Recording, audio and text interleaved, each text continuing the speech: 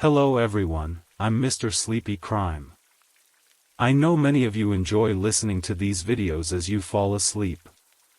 So before you drift off, I'd love for you to leave a comment letting me know where in the world you're tuning in from, and if you're enjoying the story, don't forget to like and subscribe. Alright, now let's get comfortable, relax, and dive into tonight's case.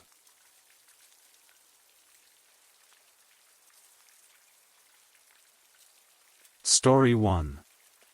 I'll be sharing the mysterious case of the Blackwater Creek disappearances, a perplexing investigation that unfolded in a small Washington town during the autumn of 1997. Before we begin, I want to acknowledge that we're discussing real events that affected real people. The lives touched by this case deserve our respect and consideration as we explore what happened in this quiet community. Cedar Falls, Washington sits nestled between towering evergreens and the cloud-kissed mountains of the Cascade Range. It's not a place you'd find on most maps, a town of barely 3,000 residents where the main street stretches for just 6 blocks.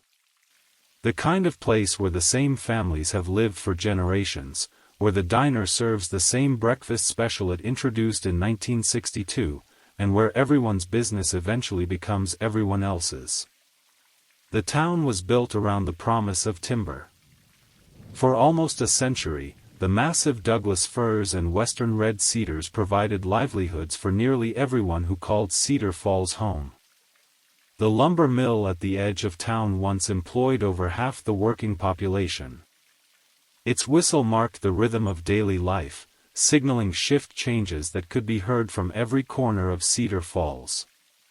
By 1997, however, that whistle no longer commanded the authority it once had. Environmental regulations, combined with dwindling old-growth forests, had reduced the mill's operations to a shadow of its former glory. Where 3 shifts once worked around the clock, now a single daytime shift processed what little timber still came through. The parking lot, designed for hundreds of vehicles, sat mostly empty, puddles gathering in its cracked asphalt. The rain in Cedar Falls isn't just weather, it's practically a resident. From October through May, a near-constant precipitation hangs over the town. Not always the dramatic downpours that visitors might expect of the Pacific Northwest, but a persistent mist that occasionally gathers enough courage to become a proper shower. The locals hardly notice it anymore. They move through their days with the practiced ease of people who have learned to live with perpetually damp shoulders and the particular smell of wet wool that permeates every indoor gathering. This constant moisture feeds the landscape. The forests surrounding Cedar Falls don't just border the town, they loom over it. Massive trees stretch toward the perpetually gray sky, creating a canopy so dense that even on the rare sunny day, the forest floor remains in twilight. Ferns and moss carpet every available surface. Nurse logs, fallen giants slowly decomposing, provide the foundation for new growth, creating a layered ecosystem that feels primeval. These woods have always been both the town's livelihood and its mystery. Children grow up hearing warnings not to venture too deep among the trees. Not because of bears or cougars, though both certainly roam there, but because of how easy it is to become disoriented. The uniformity of the landscape, combined with the filtering effect of the canopy on light and sound, has led more than one experienced hiker astray. 1997 was a transitional time for Cedar Falls, as it was for much of America. The economic shift away from resource extraction had hit the town hard. Young people were leaving for Seattle or Portland, seeking opportunities that their hometown could no longer provide. Those who remained were trying to reinvent the community, with some suggesting ecotourism as an alternative economy. The technology that we take for granted today was just beginning to emerge then. A few households had dial-up internet, connecting through screeching modems to a digital world that still felt like science fiction to many residents. Cell phones existed but were rare in Cedar Falls, expensive novelties with spotty coverage in the mountainous terrain. Most households still had answering machines attached to landlines, and the phone book remained essential. What makes small towns like Cedar Falls unique isn't just their size but the intricate web of relationships that connects everyone. The local grocery store owner coached Little League for 20 years, teaching nearly every boy in town how to hold a bat. The woman who runs the post office remembers when your parents got their first piece of mail in town. Your third-grade teacher still asks about your college plans when she sees you at the gas station. This interconnectedness creates both comfort and constraint.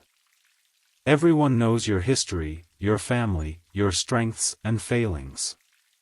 Privacy comes at a premium, and gossip serves as the town's unofficial news network, spreading information and misinformation faster than any newspaper ever could. Cedar Falls exemplified this reality. The town council meetings functioned as much as social gatherings as governmental proceedings. The high school football games attracted crowds regardless of the team's record. The annual Fall Harvest Festival brought everyone together for apple bobbing, pumpkin carving, and the famous pie contest that had launched good-natured rivalries spanning decades. It was against this backdrop, the struggling economy, the omnipresent forest, the close-knit community, that the first disappearance occurred. An ordinary Tuesday that would mark the beginning of extraordinary events, sending ripples through the fabric of Cedar Falls that would eventually tear at the very foundation of what the townspeople thought they knew about their community and each other. The date was October 17, 1997. The rain had been falling steadily for 3 days, heavier than usual for that time of year. The streets of Cedar Falls glistened under the yellow glow of streetlights, and the creek that gave the town its name had swollen nearly to its banks. Most residents were focused on the upcoming weekend's Harvest Festival, the last community celebration before winter would truly take hold of the region. No one could have anticipated that by morning, the festival would be the furthest thing from their minds, as the disappearance of Margaret Winters would begin to unravel the quiet certainty that had defined life in Cedar Falls for generations. Margaret Winters moved to Cedar Falls in 1992, shortly after earning her master's degree in library science from the University of Washington.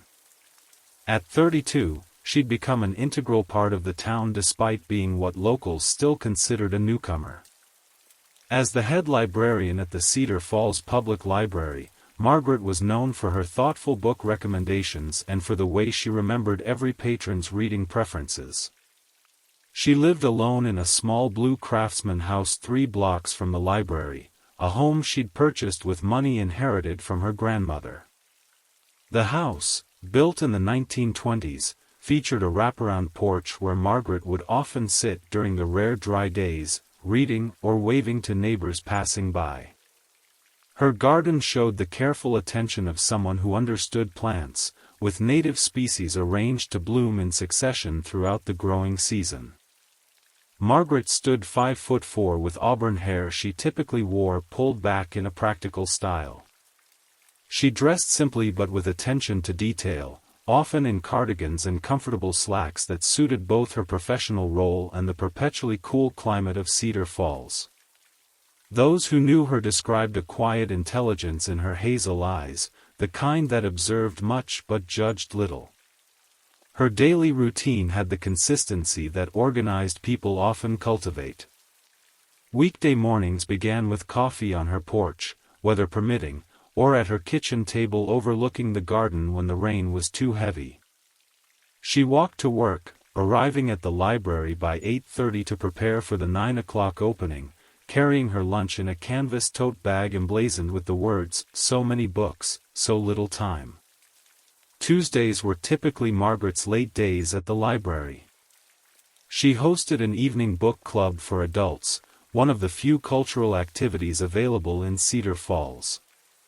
The meetings would wrap up by 7:30, after which Margaret would spend half an hour straightening the meeting room and locking up before walking home.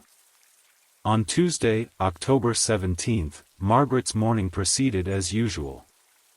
The library's security system recorded her disarming the alarm at 8:27 a.m. Throughout the day, she helped patrons, catalogued a new shipment of books, and prepared for the evening's book club discussion of Barbara Kingsolver's The Bean Trees. 8 people attended the book club that night, including Ellen Morales, who taught English at the high school, and Frank Denton, a retired logger who had discovered a passion for reading in his 60s. The discussion was lively according to attendees, with Margaret guiding the conversation with her usual thoughtful questions. The meeting ended at 7:25 p.m., with the security system showing the last person leaving at 7:32. The library's security footage, grainy by today's standards, showed Margaret moving about the building, turning off lights and checking doors. At 7:46 p.m., she activated the alarm system and exited through the front door, pulling it firmly closed behind her. The camera caught her adjusting her umbrella against the rain before she walked out of frame, turning left toward home as she always did. That was the last confirmed sighting of Margaret Winters. Her absence wasn't noted until the next morning when she failed to arrive at the library. Lisa Chen, the assistant librarian, had a key but couldn't disarm the security system. After waiting 20 minutes, she called Margaret's home phone, getting only the answering machine. Concerned but not alarmed, Lisa called Carol Thompson, the library board president, who authorized her to contact the security company for the override code. By noon, with no word from Margaret and no answer at her home, Lisa mentioned her concern to several patrons. In a town like Cedar Falls, this was equivalent to making a public announcement. By early afternoon, Margaret's neighbor, retired Sheriff's Deputy Jim Hallett, had been persuaded to check her house. He found it empty, tidy, with no signs of disturbance. Margaret's bed was made, and there were no dishes in the sink. Her car, a dark blue 1990 Honda Civic, was not in the driveway. The first theory was simple and optimistic: car trouble. Perhaps Margaret had gone somewhere after the library and her car had broken down. With cell phone service spotty at best in the area, she might be waiting for help. Several volunteers drove the main roads leading out of town, looking for her distinctive Honda with its "I'd rather be reading" bumper sticker. By evening, with no sign of Margaret and no calls, the concern deepened.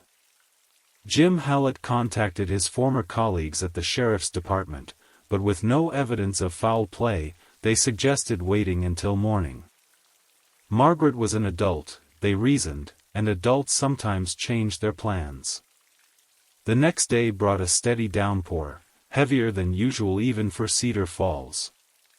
As librarian Lisa Chen fielded calls from concerned patrons, a more organized search began to take shape.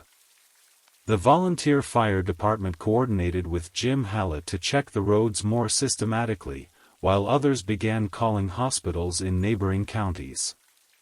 Margaret's older sister, Catherine Winters, drove in from Seattle upon hearing the news.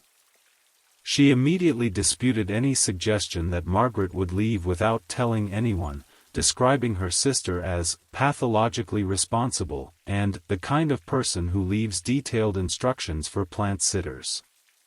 Catherine provided the sheriff's department with a recent photograph and formally reported Margaret missing, adding weight to what had been an informal community concern. As the rain pounded against the windows of the sheriff's station, Deputy Mark Collins took down the details: Margaret Winters, 32, 5'4", 135 pounds, auburn hair, hazel eyes. Last seen wearing a forest green cardigan over a cream blouse, brown slacks, and practical low-heeled boots. No known medical conditions, no history of mental health issues, no known conflicts or reasons to leave town unexpectedly. Collins issued a regional alert for Margaret and her Honda Civic. The third day after Margaret's disappearance brought the first significant development. Tim Reynolds, a local logger heading to work in the early morning, spotted a blue Honda parked at the Blackwater Creek trailhead, about 7 miles outside of town. The location wasn't unusual in itself. The trail was popular with hikers and nature enthusiasts. What struck Reynolds as odd was that the car had been there overnight during heavy rain, when the trail would be treacherously slippery and the creek dangerously high. The sheriff's department responded immediately. The car was indeed Margaret's Honda, locked and seemingly undisturbed. There was no sign of struggle in or around the vehicle. Her purse was not in the car, suggesting she had taken it with her. In the back seat, a cardigan draped over the headrest matched the description of what she had been wearing at the library. The working theory shifted. Perhaps Margaret had gone for a hike despite the weather and encountered trouble on the trail. A search team was assembled quickly, combining local search and rescue volunteers with sheriff's deputies. The Blackwater Creek Trail follows the water upstream into increasingly remote territory. In good conditions, it offers beautiful views of small waterfalls and the lush forest ecosystem. In heavy rain, however, the creek can rise rapidly, and sections of the trail can wash out with little warning. As searchers spread out along the trail calling Margaret's name, Deputy Collins conducted a more thorough examination of her vehicle. In the glove compartment, he found vehicle registration documents, a small flashlight, and a road map of Washington state with several locations circled in red pen. Under the passenger seat, partially slid out of sight, was a small leather-bound notebook. The notebook would prove to be the first truly puzzling element of the case. Rather than a personal diary as one might expect, it contained what appeared to be research notes. Margaret had meticulously documented local histories not found in typical accounts of Cedar Falls. There were names of early settlers, details about land disputes, and repeated references to something called the Blackwater Incident, dated 1932. Interspersed with these historical notes were rough sketches of symbols that resembled surveyors' marks but didn't match standard notation. Several pages contained the phrase, "Where does the water go?" underlined multiple times. The final entry, dated the day before Margaret disappeared, read only, "I think I found it. Need to check one more time."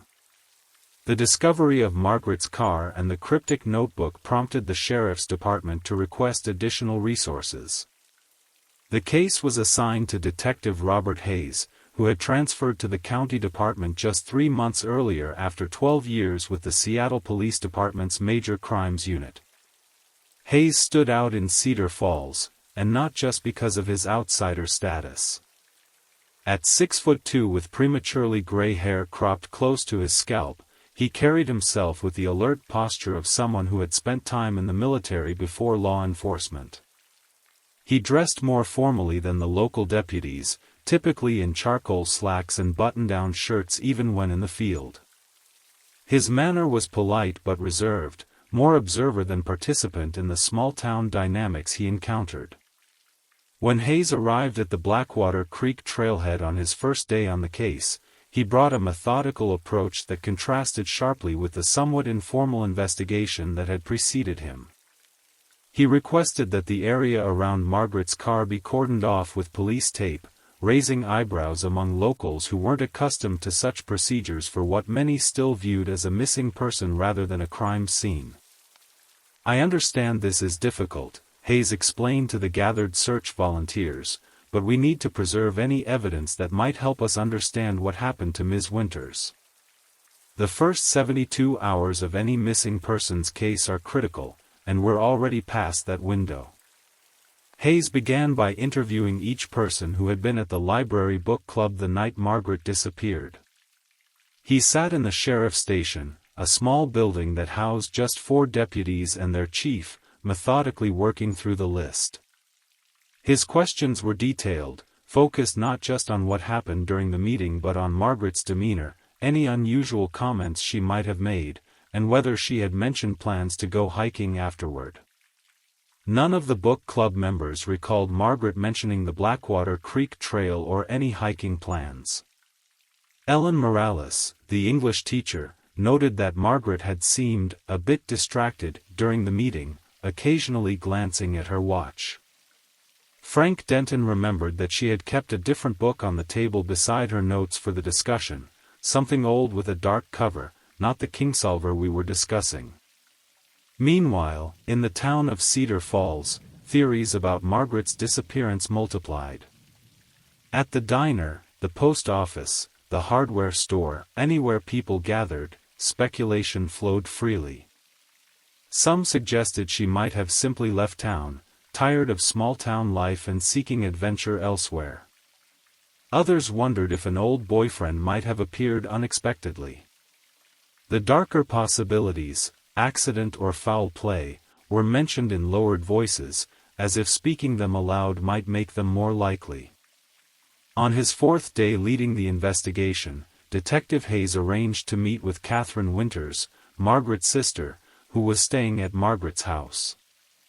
Hayes arrived punctually at 10 a.m., removing his rain-slicked jacket in the entryway.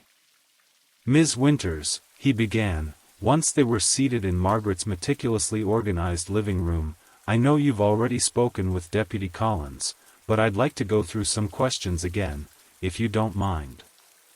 Catherine nodded, her resemblance to Margaret evident in her hazel eyes and the way she composed her hands carefully in her lap. "Anything that helps find my sister." Had Margaret mentioned any interest in local history recently? Hayes asked, opening his notebook. Catherine's expression shifted from polite attention to surprise. "Yes, actually. It became something of an obsession over the past few months. She was always interested in history, that's partly why she became a librarian, but recently she'd been focusing on Cedar Falls specifically." "Do you know what aspects of local history interested her?" "The founding of the town, particularly. She kept saying the official accounts didn't add up." Catherine hesitated. "About 2 weeks before she disappeared, she called me very excited about something she'd found in some old county records. She mentioned Blackwater Creek specifically." Hayes looked up sharply. "Did she say what about the creek interested her?" "Something about the original settlement not being where the current town is. She thought the first attempt at establishing Cedar Falls was actually along Blackwater Creek, but something happened, and they relocated." Catherine's voice grew quieter.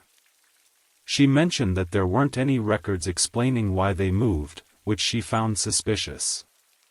"Did she ever mention a Blackwater incident from 1932?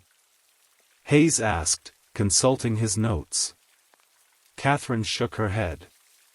"Not specifically by that name, no. But Margaret did say she thought something happened at Blackwater Creek that the town founders wanted to forget." She paused, then added, "Detective Hayes, my sister isn't someone who just wanders off. She's careful, organized. If she went to that trail, she had a specific reason." As Hayes left Margaret's house, the rain had lessened to a fine mist that hung in the air without quite falling. He drove directly to the Cedar Falls Historical Society, a small one-room affair attached to the town museum, itself hardly larger than a generous living room. The volunteer on duty, a retired history teacher named Elaine Wilkins, was initially flustered by his badge but quickly became helpful when he explained his interest in local history connected to Blackwater Creek. "Margaret was just asking about that last month," Elaine confirmed, pulling out a folder of photocopied documents. "Most of what we have is pretty standard. The town was officially incorporated in 1889, built around the lumber industry. The original settlement was near the current Main Street." "Was there ever any settlement along Blackwater Creek?" Hayes asked. Elaine hesitated. "Nothing official that I know of. The creek's always been considered a bit problematic for building. Floods too easily. She shuffled through her papers. There are some references to early surveyors camping in that area before the town was established, but they moved to the current location pretty quickly. Hayes jotted notes as she spoke. Any records of incidents or accidents at the creek? Particularly around 1932. At this, Elaine's expression changed subtly. Not in our official archives, no. Her emphasis on official caught Hayes' attention immediately. And unofficially? Elaine glanced toward the door as if concerned about being overheard, despite the empty museum. Detective, I've lived in Cedar Falls my whole life. There are things people just don't talk about. The creek has always had a reputation. People go missing there from time to time. Usually, it's explained away, they moved, they had an accident, they just wanted to start fresh somewhere else. Including in 1932. She nodded slowly. That would have been around the time of the Maxwell disappearances. Family of 4, parents and 2 children. Their farm was the closest property to that part of the creek. Official story was they relocated during the Depression, headed to California like many did. But they left everything behind, clothes, furniture, even their car was still in the barn when people finally checked the property. Following this conversation, Hayes expanded the search area around Blackwater Creek, bringing in additional deputies from neighboring counties. The terrain was challenging, dense forest with undergrowth made thick and slippery by constant moisture. The creek itself had subsided from its rain-swollen state but still ran fast and cold. On the 6th day of the search, a volunteer found Margaret's library ID card on the trail about a mile from the parking area. It lay in plain sight on a flat rock beside the path, as if deliberately placed there. Hayes ordered an intensive search of the surrounding area, resulting in the discovery of a faint trail diverging from the main path and heading deeper into the forest, away from the creek. This unmarked trail showed signs of recent use, broken cobwebs and pressed vegetation that was slowly rebounding. The search team followed it cautiously for nearly half a mile before it opened into a small clearing where the remains of a cabin stood partially reclaimed by the forest. The roof had collapsed years ago, and one wall had fallen completely, but the stone foundation and chimney remained solid. The interior was a tangle of vegetation and rotting timber. Near the tumbled stones that had once formed the cabin's front step, a search dog alerted. There, half buried in leaf litter and moss, was a silver pendant on a broken chain.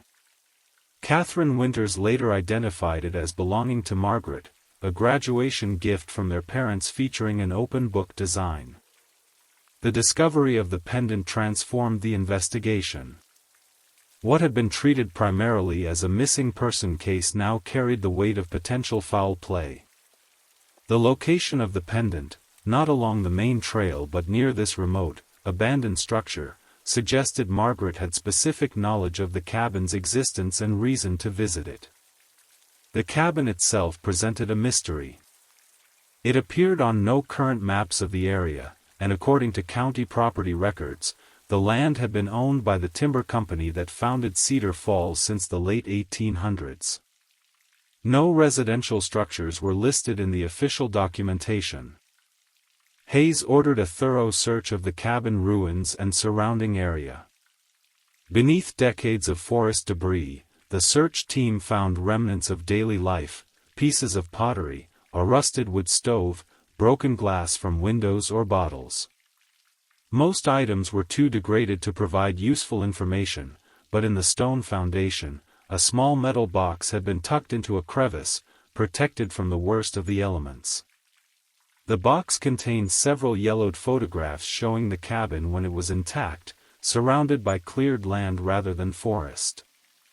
A man and woman stood on the porch in early 20th century clothing, their expressions solemn as was typical for photographs of that era. Written on the back of one photo were the words, "Maxwell Place, 1931. As Hayes connected the cabin to the Maxwell family, Elaine Wilkins had mentioned, another aspect of the mystery deepened. The clearing around the cabin contained several oddly shaped mounds that the search team had initially taken for natural features. Upon closer inspection, Hayes determined they were too regular in shape and arrangement. He requested archaeological expertise from the State University. The preliminary assessment confirmed his suspicion. The mounds were not natural formations but rather deliberately constructed features, possibly grave markers or ceremonial mounds. Their age was difficult to determine without excavation, which would require permits and time the investigation couldn't spare. The search for Margaret continued around the cabin site, expanding outward in concentric circles.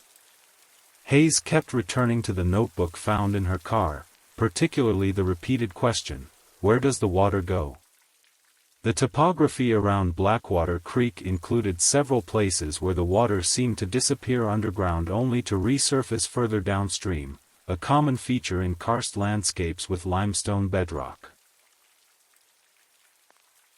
To truly understand the significance of the Blackwater Creek area and why it might have drawn Margaret Winters into its depths, we need to step back and examine the layered history of Cedar Falls.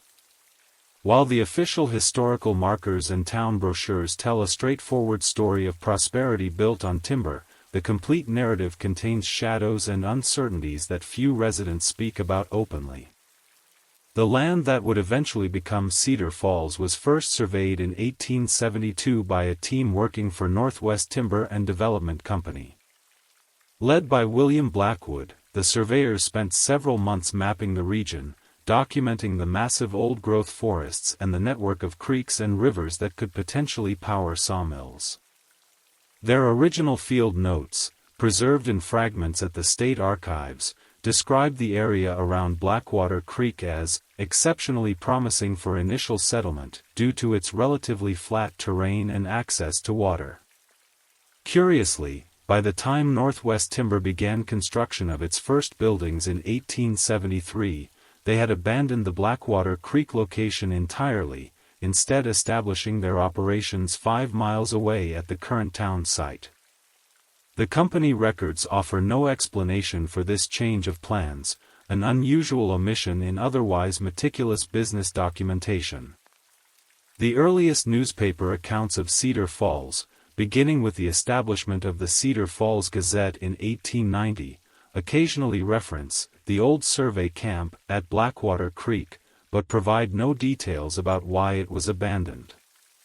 Local folklore filled this historical gap with tales ranging from practical concerns about flooding to more fanciful stories about workers refusing to stay in the area due to strange occurrences or unexplained feelings of dread.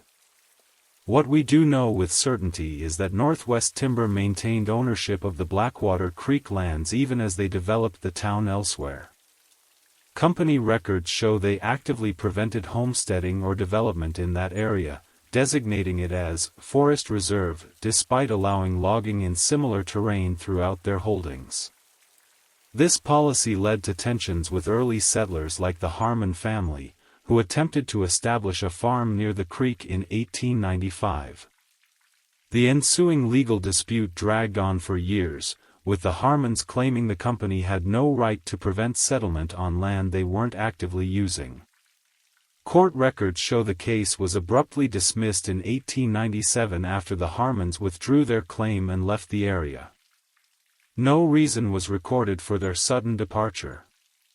As Cedar Falls grew into a proper town, the Blackwater Creek area remained largely untouched except for selective logging. Maps from the early 1900s show no roads or structures in the vicinity, despite its relatively close proximity to town. This changed briefly in the late 1920s, when county records indicate that a small parcel along the creek was sold by Northwest Timber to Joseph Maxwell, a former company foreman. Maxwell built the cabin whose ruins Detective Hayes would discover nearly 70 years later. According to sparse tax records, Maxwell lived there with his wife Emma and their 2 children, a son and daughter whose names weren't listed in the available documents. The family appears in the 1930 census, with Joseph's occupation listed as independent logger. The following years brought the Great Depression, hitting timber communities like Cedar Falls particularly hard as demand for lumber plummeted. Northwest Timber reduced operations drastically, laying off most of its workforce. During this period, local government record-keeping became less consistent, with gaps in documentation that historians attribute to reduced staffing and resources. It was during one of these gaps, sometime in 1932, that the Maxwell family's presence in the county records simply ends. There is no sale of their property, no death certificates, no school records showing the children transferred elsewhere, just absence. The property tax went unpaid for 3 years before Northwest Timber reclaimed the land in 1935, listing it once again as unutilized forest reserve. If the Maxwell family's disappearance represented an isolated incident, it might be reasonably attributed to the economic hardships of the Depression. However, Detective Hayes discovered through careful examination of county archives that the Blackwater Creek area had been associated with other unexplained absences throughout Cedar Falls history. In 1907, 2 surveyors working for the county went missing while mapping property lines near the creek. The official report concluded they had likely fallen into the water during high flow and been swept downstream, though no bodies were ever recovered. In 1954, a geologist from the State University disappeared while conducting a study of the area's unusual limestone formations. His equipment was found neatly arranged beside the creek, but extensive searches yielded no further traces of his whereabouts. Most relevant to Margaret Winter's case were 2 more recent disappearances that Hayes found buried in Sheriff's Department files. In 1978, a wildlife photographer named Thomas Garrett vanished while working on a project documenting the old-growth forest ecosystem. His campsite was found undisturbed near Blackwater Creek, with his camera equipment missing but his vehicle and other belongings left behind. 5 years later, in 1983, a doctoral student in environmental science, Rebecca Nash, disappeared under similar circumstances. She had been collecting water samples along Blackwater Creek as part of her dissertation research on underground water systems in the Cascade foothills. Like Garrett before her, Nash's vehicle was found at the trailhead, with her research notes and equipment gone but personal items left behind. Both cases were investigated as possible accidents, with the presumption that Garrett and Nash had ventured off trail and become disoriented in the dense forest, perhaps falling into one of the many ravines that cut through the terrain. The investigations were hampered by heavy rainfall in both instances, which would have washed away tracks and other evidence. After several weeks of searching, both cases were effectively closed, classified as presumed accidents with bodies unrecovered. The history of Blackwater Creek revealed itself to Hayes as a palimpsest, a document written over many times, with earlier texts partially erased but still visible to those who knew how to look. The official history of Cedar Falls had been carefully curated, with certain events minimized or omitted entirely. The question was whether this represented an actual conspiracy of silence or simply the natural human tendency to forget uncomfortable truths. What Margaret Winters had discovered in her research, what had drawn her to that trail on a rainy October evening, remained unclear. But Hayes was becoming convinced that her disappearance represented another layer in a pattern stretching back decades, perhaps to the very founding of Cedar Falls itself.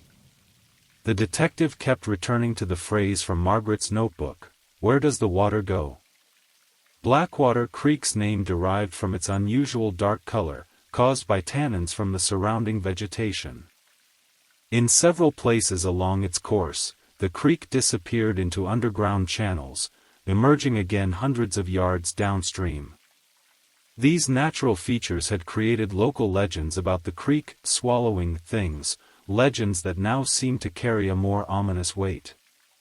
As Hayes compiled his findings, the rain continued to fall on Cedar Falls, washing away the last traces of evidence that might have remained along the Blackwater Creek Trail.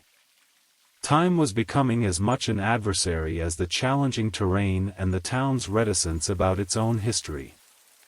David Chen arrived at Cedar Falls High School in 1994, fresh from completing his master's degree in history at Western Washington University. At 36, he had become a fixture in the small town's educational landscape, known for engaging teaching methods that brought history alive for his students. Unlike many teachers who viewed their time in small-town schools as a stepping stone to positions in larger districts, Chen had embraced Cedar Falls, buying a small house on Maple Street and involving himself in community activities. Of medium height with a runner's lean build, Chen wore wire-rimmed glasses that gave him a scholarly appearance reinforced by his tendency to dress in tweed jackets with elbow patches, an affectation that had become something of a trademark. Students described him as demanding but fair, the kind of teacher whose class you might complain about while taking it but appreciate years later. Chen's connection to Margaret Winters had begun professionally. The high school history teacher and the town librarian naturally crossed paths in their work. This professional relationship had evolved into friendship through their shared participation in the Cedar Falls Historical Society, where both served as volunteer board members. Several townspeople remarked to Detective Hayes that Chen and Winters seemed to have grown closer in recent months, often seen in deep conversation at society meetings or at the town's only coffee shop. 2 weeks after Margaret's disappearance, with the search continuing but hopes diminishing with each passing day, David Chen failed to appear for his morning classes. The high school principal, concerned by this uncharacteristic absence without notification, called Chen's home and received no answer. By lunchtime, with still no word from the teacher, the principal dispatched the school secretary to Chen's house, wondering if perhaps he had fallen ill. The secretary found Chen's house locked, his car in the driveway, and no response to repeated knocking. Looking through the windows, she could see lights left on in the kitchen and what appeared to be breakfast dishes on the table, signs of a morning routine interrupted. Increasingly concerned, she contacted the sheriff's department. Deputy Collins responded to the call, his awareness of Margaret Winters' ongoing case lending urgency to what might otherwise have been treated as a simple absence. With the principal's authorization as emergency contact in Chen's personnel file, Collins entered the house using a spare key kept at the school office. The interior of Chen's home presented a scene similar to Margaret's, no signs of struggle or disturbance, but indications of an abrupt departure. A coffee mug sat half-empty on the kitchen table beside a plate with partially eaten toast. The shower in the bathroom was still damp. Chen's wallet, containing his driver's license and credit cards, lay on the dresser in his bedroom. His jacket hung on a hook by the front door. Unlike Margaret's disappearance, which had at least the initial appearance of a planned excursion given her car's location at a trailhead, Chen's absence immediately struck Collins as more suspicious. The evidence suggested someone who had begun a normal morning routine only to interrupt it suddenly, leaving behind essential items no one would willingly abandon. Collins immediately contacted Detective Hayes, who was at that moment interviewing former employees of Northwest Timber about historical land disputes in the area. Upon hearing the details of Chen's disappearance, Hayes ended his interview and drove directly to the history teacher's house, the windshield wipers of his department sedan fighting a losing battle against the steady rainfall that had resumed that morning after a brief dry spell. The connection between Chen and Winters, colleagues at the Historical Society with a recently deepened friendship, immediately raised concern about a possible link between their disappearances. As Hayes walked through Chen's modest home, this concern grew into near certainty when he discovered the dining room table. Chen had converted the space into an impromptu research station. Spread across the table were photocopies of historical documents, hand-drawn maps, and printouts of old newspaper articles. Post-it notes in Chen's neat handwriting connected different documents with questions and observations. At the center of this academic chaos lay a familiar item, a leather-bound notebook nearly identical to the one found in Margaret's car. They were working on this together, Hayes murmured, carefully photographing the table before touching anything. The materials revealed a methodical investigation into Cedar Falls history, particularly focused on land ownership records and geological surveys of the Blackwater Creek area. Several documents bore highlighting and margin notes in two distinct handwriting styles, presumably Margaret's and Chen's. The notebook contained entries in Chen's handwriting, continuing threads of inquiry that appeared in Margaret's notes. He referenced the Blackwater incident multiple times, with more specific details than Margaret had recorded. One page contained a crude map of the creek area with several locations marked with X's, including the spot where the Maxwell cabin ruins stood. The final entry, dated the previous evening, read, "M was right. The surveys don't match. The original path of the creek was altered. Tomorrow I'll check the county maps against the geological survey. If this holds up, it explains everything." Hayes ordered an immediate expansion of the search around Blackwater Creek, focusing particularly on the areas marked on Chen's map.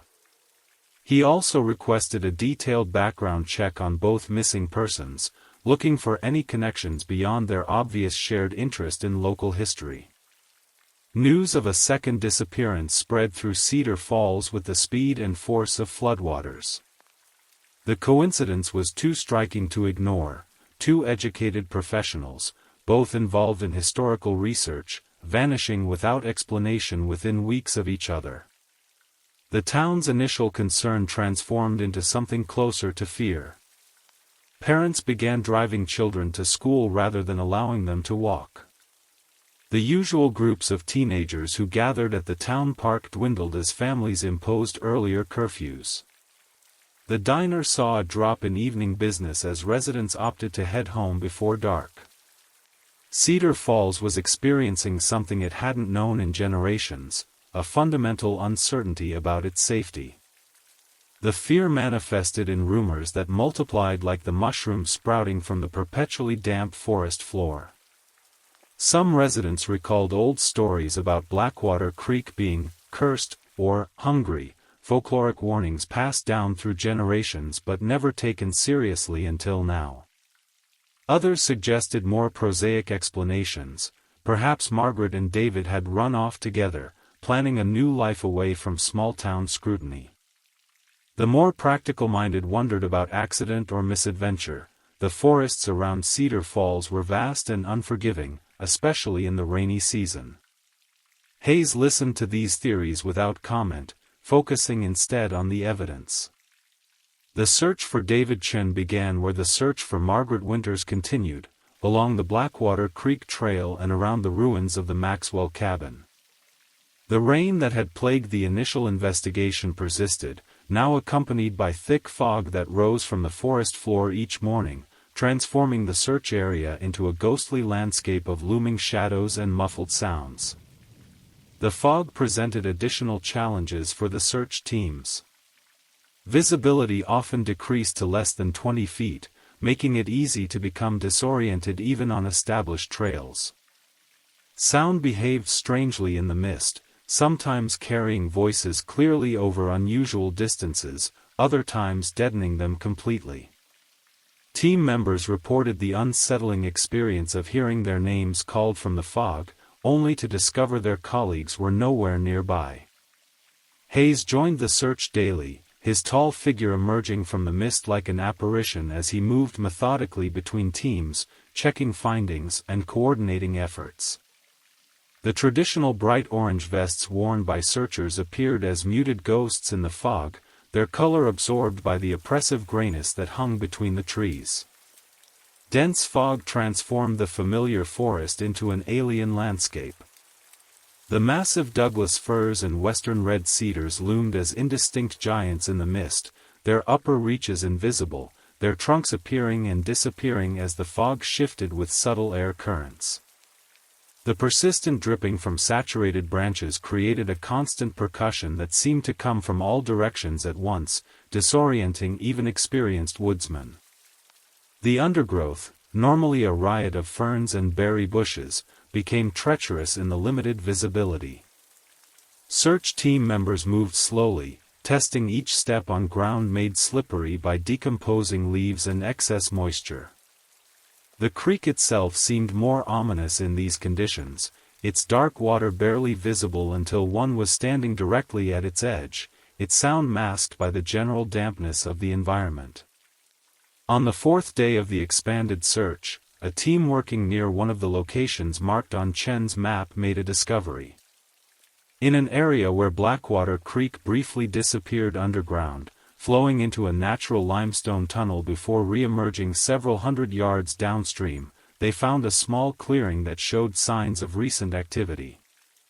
The undergrowth had been trampled in a circular pattern, and several small cairns, stacks of stones clearly arranged by human hands, stood at apparently random intervals throughout the space.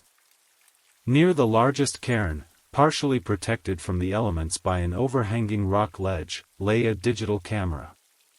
The device was secured in a waterproof case, which had preserved it despite the persistent moisture. When Hayes carefully opened the case, he found a small card attached to the camera with adhesive tape. Written on the card in what appeared to be David Chen's handwriting was a simple message: "For RH, the evidence you need." The significance of the initials, RH, wasn't immediately apparent, but the intent seemed clear. Chen had deliberately left the camera to be found. The memory card contained dozens of photographs documenting various locations along Blackwater Creek, with particular focus on places where the water disappeared underground. The final images showed the Maxwell cabin ruins from multiple angles, with close-ups of unusual markings carved into some of the foundation stones, markings that matched sketches from Margaret's notebook. The discovery of the camera raised as many questions as it answered. Had Chen left it before disappearing, or had someone placed it there after he vanished? If he had left it intentionally, why didn't he simply share his findings directly with Hayes or another authority? And who was RH, the intended recipient of this photographic evidence? As Hayes pondered these questions, the search continued in ever-widening circles around the creek. The weather offered no respite. Rain fell consistently, sometimes as a gentle mist, other times in driving sheets that forced temporary halts to the search efforts. The creek rose and fell with each change in precipitation, occasionally flooding sections of the trail and further complicating the already challenging conditions.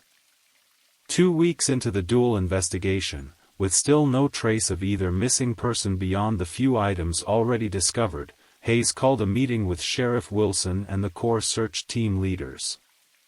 They gathered in the small conference room at the sheriff's department, their rain gear dripping on the linoleum floor, steam rising from the cups of coffee they clutched for warmth as much as caffeine. "We need to consider expanding our approach," Hayes said, spreading a topographical map across the table. "We've been focusing on the surface, the trail, the cabin site, the areas marked on Chen's map. But both Margaret and David were researching something specific about Blackwater Creek." He tapped the map where blue lines indicated the creek's path. "They kept asking where the water goes. I think we need to look underground." The suggestion met with skeptical expressions. Cedar Falls had no cave rescue team, and exploration of the natural tunnels and sinkholes that dotted the limestone landscape around Blackwater Creek would require specialized equipment and training. Furthermore, the recent rains made underground areas particularly dangerous, with a high risk of flash flooding in confined spaces. "I'm not suggesting we send people blindly into caves," Hayes clarified, noting their concern. "But we should bring in geological experts, maybe get some ground-penetrating radar. There's something about the underground water system that fascinated both our missing persons. Understanding what that was might help us figure out what happened to them. As the meeting concluded and the search leaders filed out to resume their efforts, Deputy Collins approached Hayes privately. "Detective, there's something that's been bothering me about this case," he said, his voice low. "Those initials on the camera, RH, they reminded me of something. We had a sheriff here back in the 70s, before my time but not by much. Robert Halstead. He retired around 82 or 83, moved down to Arizona for his health from what I heard." Hayes looked up sharply. Halstead was sheriff during the 1978 disappearance, the wildlife photographer. Collins nodded. "And he would have been involved in the initial investigation of the graduate student in 83 before he retired. If Chen was researching these old cases, he might have been trying to get information to Halstead." Hayes finished the thought. "Do we know if he's still alive? Still in Arizona?" "I can find out," Collins offered. "The department keeps contact information for retired personnel, at least the ones who want to be found." As Collins left on this new assignment, Hayes turned back to the map, tracing the blue line of Blackwater Creek with his finger. The water's path wound through the forest before disappearing under a limestone ridge, exactly where Margaret's car had been found parked at the trailhead. With two disappearances now connected through circumstantial evidence and shared research interests, Detective Hayes shifted his approach. While search teams continued to comb the forest areas around Blackwater Creek, Hayes turned his attention to the historical documentation that had so captivated both Margaret Winters and David Chen. If he couldn't locate the missing persons directly, perhaps he could discover what they had been seeking, and why it might have led them into danger. The county records office occupied the basement of the courthouse in the neighboring town of Millerton, a space that smelled perpetually of old paper and the faint mustiness common to areas partially below ground level. Hayes arrived as soon as the office opened, his request for property records dating back to Cedar Falls founding raising eyebrows from the clerk, a woman in her 60s who had overseen the archives for more than 3 decades. "That's quite an undertaking," she commented, leading him through narrow aisles formed by tall metal shelving units. "Most of those early records haven't been digitized. You'll need to go through them by hand." She paused at a section labeled 1870 to 1899 and gestured to several shelves of bound volumes and document boxes. "These are organized by year and then by township. Cedar Falls would be under Cascade Township for the early years, before it was incorporated."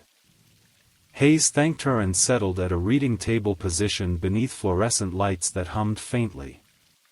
He began with the earliest surveys of the area, methodically working forward in time. The initial mapping of what would become Cedar Falls had been commissioned by Northwest Timber Development, as he already knew, but the records revealed something new: Northwest hadn't been the original owner of the land rights. A company called Cascade Mining Exploration had held the initial claim to the entire valley, having registered for mineral rights with the federal government in 1868, 4 years before Northwest Timber appeared in the records. This mining company had conducted extensive surveys for coal and copper, focusing particularly on the ridges around what would later be named Blackwater Creek. The property transfer from Cascade Mining to Northwest Timber occurred in 1872, recorded in a deed that Hayes found tucked into a leather-bound volume of land transactions. The document itself seemed straightforward, a sale of land rights for what would have been a substantial sum at the time. What caught his attention, however, was a clause near the end of the agreement that had been partially obscured by water damage at some point in the past century. The legible portion read, "Accepting and reserving unto the said Cascade Mining Exploration all subterranean rights and passages previously established, with perpetual easement for access through the property via existing shaft entrances at locations marked in accompanying survey map, said locations to remain undisturbed and unaltered by future development. The referenced survey map was not attached to the deed, at least not in the current archives. Hayes made careful notes of the clause, particularly struck by the phrasing, subterranean rights and passages previously established, which suggested mining activity had already occurred before the land was sold. Further research revealed that Cascade Mining Exploration had officially dissolved as a company in 1875, with no clear successor organization. Its assets were distributed among shareholders, none of whom appeared to have maintained any connection to the Cedar Falls area. The mining rights they had reserved should have expired or transferred somewhere, but Hayes could find no record of such a transaction. The detective spent 3 days in the archives, tracing property boundaries and ownership through decades of records. He discovered that the area around Blackwater Creek had indeed been surveyed multiple times, with subtle discrepancies between the various maps. The creek's path itself appeared slightly different in successive surveys, as if the watercourse had been deliberately modified at some point. Most significantly, Hayes found repeated references to restricted areas in Northwest Timber's operational maps, sections of forest where logging was explicitly prohibited despite the apparent quality of the timber there. These restricted zones corresponded with the locations where Blackwater Creek disappeared underground and where the Maxwell cabin had been built. When Hayes cross-referenced these findings with county tax records, another anomaly emerged. Though Northwest Timber owned the land where the Maxwell cabin stood, they had never reported the structure to tax authorities, nor had the Maxwell family paid property tax directly. Instead, a notation in the margin of several tax rolls indicated special assessment handled per arrangement of 1872, seemingly a reference to the original land transfer agreement. Armed with this new information, Hayes returned to Cedar Falls and the ongoing search efforts. The rain had continued unabated, turning the forest floor into a soggy morass that slowed progress. Despite the challenging conditions, search teams had expanded their coverage to include areas identified from Hayes' archival research, particularly focusing on the restricted zones marked on the old timber company maps. Forensic technicians had completed their examination of the Maxwell cabin ruins, working under temporary shelters erected to protect the site from the continuous rainfall. Their findings added another layer to the growing mystery. The stones used for the cabin's foundation contained trace minerals consistent with copper ore, suggesting they might have been repurposed for mining operations. More intriguing were the markings carved into several of the foundation stones, symbols that didn't match any known surveyors or masons' marks. An archaeologist from the State University identified the symbols as a crude form of map, possibly indicating underground features. These are similar to markings found in early mining operations, she explained to Hayes, pointing to particular patterns in the etched lines. They typically show shaft directions and potential ore locations. But these have additional elements I haven't seen before, possibly indicating watercourses or unstable areas. The technicians also discovered microscopic evidence suggesting recent activity at the cabin site.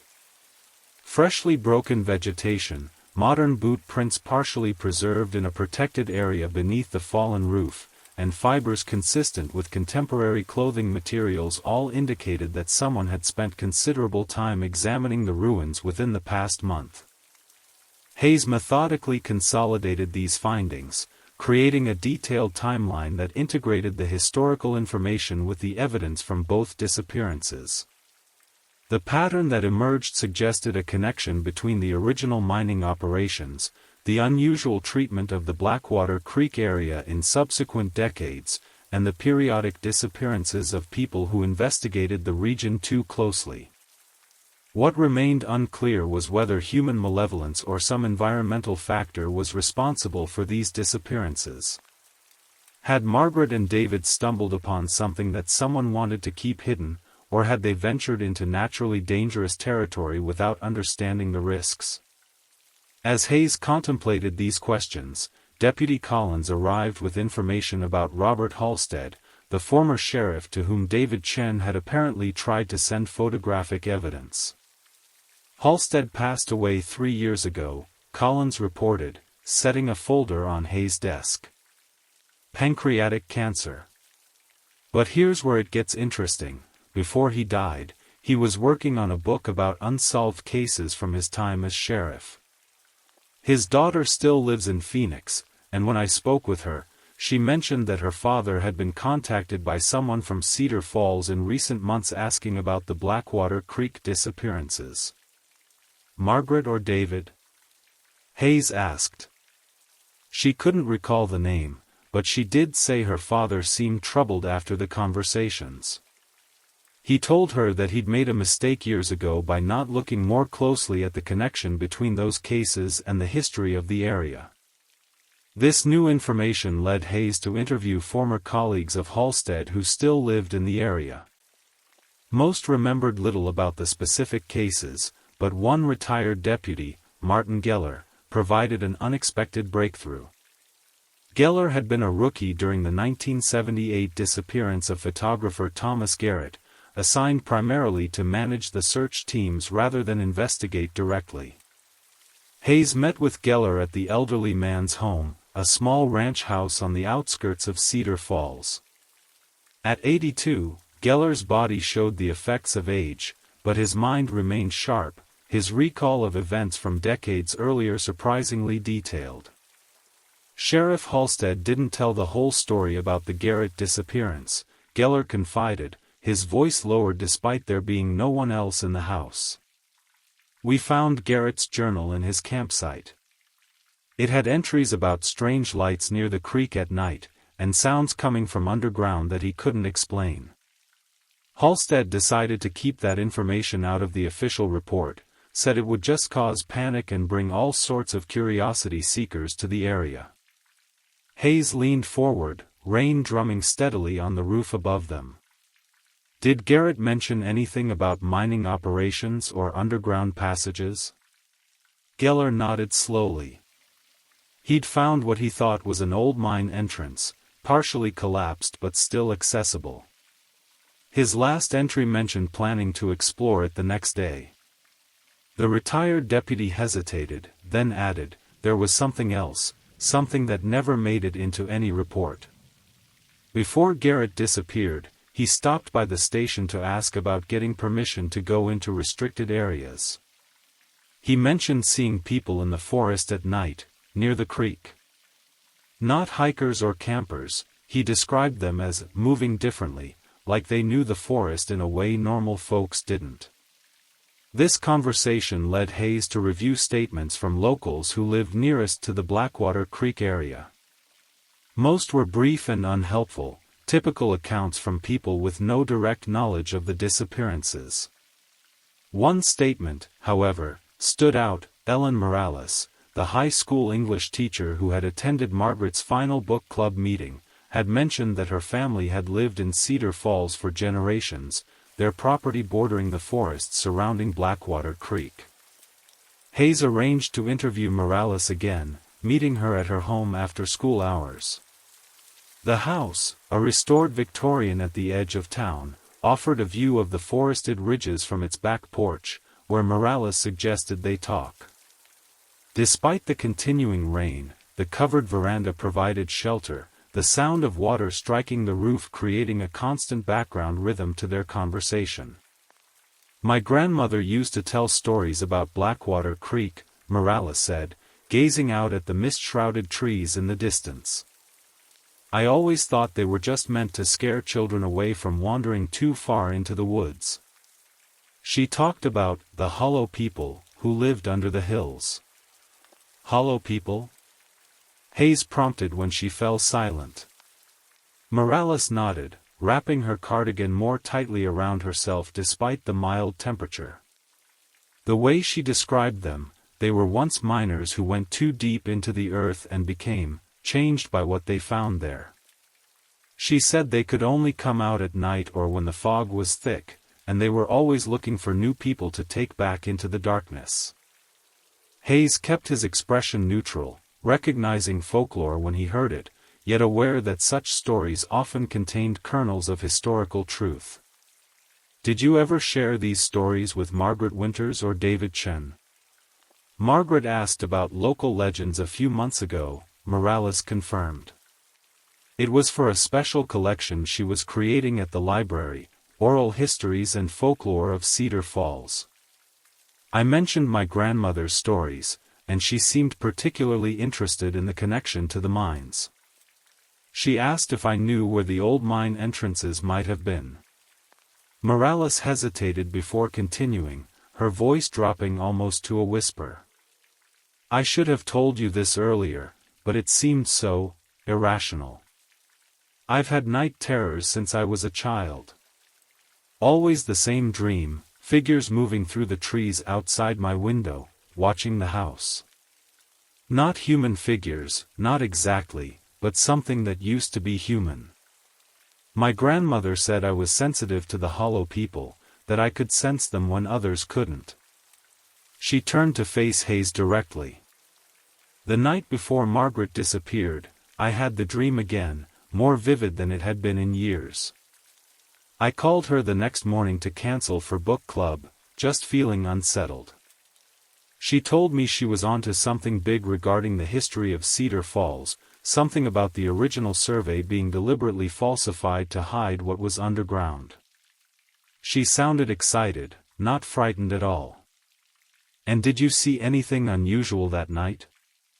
"Not in your dream, but actually outside?" Morales was silent for a long moment, the only sound the steady pattern of rain on the porch roof. "Movement among the trees at the edge of our property. I told myself it was deer, or maybe a bear. But they don't move like that, do they? They don't stand and watch houses. They don't have that purpose." This conversation, unusual as it was, gave Hayes a new perspective on the investigation. While he didn't subscribe to legends of hollow people, the references to falsified surveys and hidden underground features aligned with the documentary evidence he discovered. Morales's family history in the area and her grandmother's story suggested that knowledge of whatever was beneath Blackwater Creek had been passed down through generations, transformed into cautionary tales over time. Hayes expanded his investigation to include geological surveys of the area, consulting with experts from the state's Department of Natural Resources. The official maps showed limited cave formations in the limestone substrate, typical for the region but nothing extensive enough to explain the references to subterranean passages in the old mining documents. However, when Hayes obtained more detailed ground-penetrating radar surveys conducted during a highway planning project in the 1990s, a different picture emerged.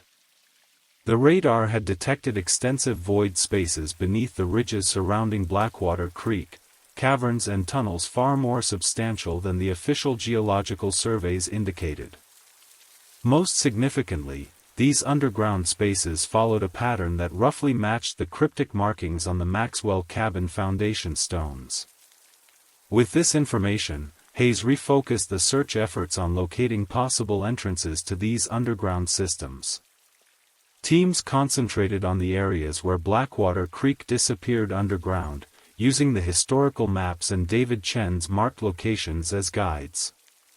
The work was slow and methodical, hampered by continuing rainfall that occasionally approached flood levels, forcing temporary evacuations from low-lying areas. The breakthrough came on the 18th day after David Chen's disappearance. A search team working near one of the locations where the creek vanished underground discovered an unusual formation partially hidden by fallen trees and decades of accumulated forest debris. What initially appeared to be a natural rock outcropping revealed itself, upon closer inspection, to be a constructed entrance reinforced with timbers now rotted almost beyond recognition. Hayes arrived at the site as team members carefully cleared debris from the opening.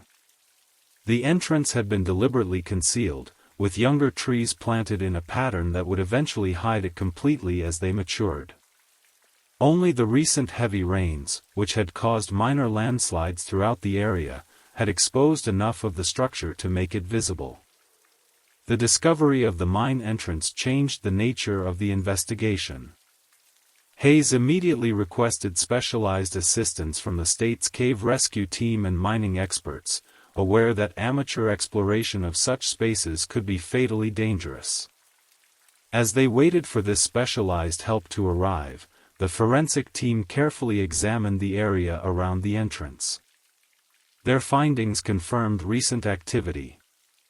Multiple boot prints, partially preserved in the clay-like soil, indicated that at least 3 different people had visited the entrance within the past month. Partial fingerprints recovered from the more protected areas of the wooden support structure included matches to both Margaret Winters and David Chen, confirming they had indeed discovered and likely entered the old mine. The cave rescue team arrived the following day, equipped with breathing apparatus, communication equipment, and mapping technology. Their initial exploration revealed a shaft that descended at a shallow angle into the hillside, shored up at intervals with ancient timbers that had petrified over time, becoming almost as solid as the surrounding stone. The air quality deteriorated deeper into the tunnel, requiring the use of oxygen tanks beyond a certain point. What the team discovered after approximately 200 yards of careful advancement shocked even the experienced cave rescuers. The shaft opened into an extensive system of tunnels and chambers, clearly artificial and showing signs of sophisticated engineering far beyond what would be expected from 19th-century mining operations. The walls in many sections were smoothed and reinforced with an unknown material that had hardened to stone-like consistency over time. Most significant for the investigation were signs of recent exploration, modern footprints in the dust, occasional scuff marks on the walls, and at one junction, an energy bar wrapper that carbon dating would later confirm was manufactured within the past year. The rescue team, maintaining constant communication with Hayes above ground, continued deeper into the system, following the trail of these recent explorers. In a chamber approximately half a mile from the entrance, they made their first major discovery, a modern backpack containing a digital camera, water bottles, and a notebook immediately identified as belonging to Margaret Winters. The notebook's final entries described her amazement at the extent of the underground complex and her determination to document what she believed was the true founding site of Cedar Falls, a settlement that was never meant to be found again. Further exploration revealed additional chambers, some bearing evidence of habitation dating back decades or even centuries.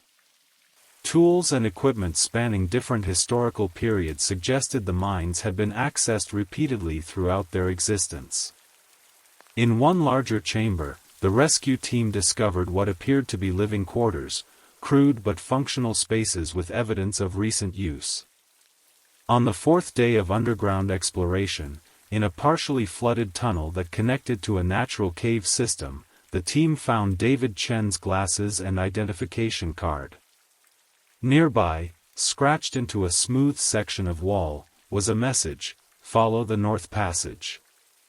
Evidence in final chamber. Trust no one from Northwest Holdings. Northwest Holdings, Hayes discovered through further research, was the modern corporate entity that had evolved from Northwest Timber through a series of mergers and acquisitions. The company still owned significant land around Cedar Falls, including the entire Blackwater Creek watershed, though it had ceased active timber operations in the area decades earlier. That the North Passage, referenced in Chen's message, led to a chamber unlike the others, clearly natural rather than excavated, with a high domed ceiling from which water dripped steadily into a pool below. Here, secured in a waterproof case similar to the one found earlier, was a collection of documents and photographs that would ultimately prove crucial to understanding the disappearances. The materials included historical photographs of mining operations dating back to the 1860s, showing extensive excavations around Blackwater Creek, copies of internal communications from Northwest Timber discussing the need to keep the mining tunnels secret for reasons of public safety and corporate liability, and more recent correspondence suggesting that periodic inspections of the underground system were still being conducted as recently as the previous year. Most damning were documents detailing a systematic effort to remove or alter county records that mentioned the mines, along with evidence that several people who had accidentally discovered the underground complex over the years had been deliberately silenced, either through financial incentives or, in some cases, more sinister means. As the investigation shifted from search and rescue to criminal inquiry, Hayes focused on connecting these historical documents to the present-day disappearances. The breakthrough came through financial records showing that a consulting firm specializing in land management and historical preservation had been retained by Northwest Holdings specifically to monitor activity around Blackwater Creek. The firm, operating under the innocuous name Heritage Stewardship Associates, was run by former land surveyor James Whitaker, who had worked for the county during the 1980s and would have had access to the historical records Margaret had been researching. When Hayes obtained a warrant to search Whitaker's office and home, they discovered surveillance equipment, photographs of both Margaret and David taken without their knowledge, and notes detailing their research activities. Most conclusively, they found items belonging to both missing persons, Margaret's library ID card and David's cell phone, hidden in a locked cabinet in Whitaker's basement. The physical evidence, combined with financial records showing substantial payments from Northwest Holdings correlating with dates of previous disappearances around Blackwater Creek, provided enough cause for arrest. Whitaker was taken into custody without incident, a mild-mannered man in his 60s who expressed neither surprise nor resistance when deputies arrived at his door. During initial questioning, he maintained that he had been hired only to monitor and report on people showing too much interest in the old mining areas, claiming no direct knowledge of what had happened to those who disappeared. However, as evidence mounted and the full extent of the underground complex was documented, Whitaker eventually agreed to cooperate in exchange for consideration during sentencing. He led investigators to a remote section of the mine system, accessible only through a separate entrance on private property he owned, where they made a grim discovery, a natural pit into which he had disposed of evidence related to his crimes. Recovery efforts from this pit yielded personal effects from not only Margaret and David but from previous victims as well, including items belonging to Thomas Garrett and Rebecca Nash. The location and preservation of these items allowed forensic experts to establish a timeline of disappearances stretching back decades, all connected to people who had shown too much interest in the history and geology of Blackwater Creek. The full truth of what happened to Margaret Winters and David Chin emerged slowly through Whitaker's confession and the extensive underground exploration that followed his arrest. They had independently discovered references to the hidden mine system through their historical research, then collaborated to find physical evidence. When they located one of the concealed entrances, they began documenting the extensive complex, unaware that their activities were being monitored. According to Whitaker, his instructions from Northwest Holdings had always been to discourage such exploration through intimidation and misinformation. In previous cases, this had usually been sufficient. Margaret and David, however, had been undeterred by his initial efforts, forcing him to take more direct action. He admitted to confronting them in the mine, claiming that a struggle had ensued during which both had fallen into one of the many water-filled shafts that permeated the complex. Search teams equipped with underwater exploration gear spent weeks mapping and examining these flooded passages. Eventually, they recovered remains that were confirmed through DNA testing to be those of Margaret Winters and David Chen, along with several previously unidentified victims from earlier decades. The investigation expanded to include executives at Northwest Holdings, resulting in multiple indictments for conspiracy and obstruction of justice. Documents recovered from corporate archives revealed the true reason for the company's obsessive secrecy. The original mining operations had uncovered not just copper but a significant deposit of gold, which had been extracted quietly over decades without proper reporting or taxation. The value of this concealed operation was estimated in the hundreds of millions of dollars. For the residents of Cedar Falls, the resolution of the mystery brought a complex mixture of relief, grief, and anger. The town had lived unknowingly above a literal and figurative darkness, a hidden history of greed and deception that had claimed too many lives. The legends of Hollow People and warnings about Blackwater Creek were revealed to have been deliberate fabrications, stories encouraged by those who knew the truth to keep curious people away from dangerous knowledge. Memorial services for Margaret and David drew hundreds of attendees, both from Cedar Falls and surrounding communities. The library established a special collection in Margaret's name, dedicated to preserving the true history of the region she had worked so hard to uncover. The high school created a scholarship in David's memory, awarded annually to a student showing exceptional interest in historical research. The rain that had fallen so persistently throughout the investigation finally ceased on the day of these memorials, as if the sky itself had exhausted its grief. Blackwater Creek, no longer a source of mystery and fear, continued its ancient path through the forest, portions still disappearing underground but now fully mapped and understood, its waters no longer hiding secrets in the darkness below.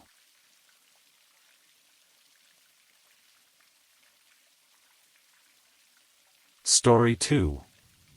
Nestled within the pine-covered slopes of the Sierra Nevada mountains lies Keddie, California, a place most people would never find unless they were specifically looking for it.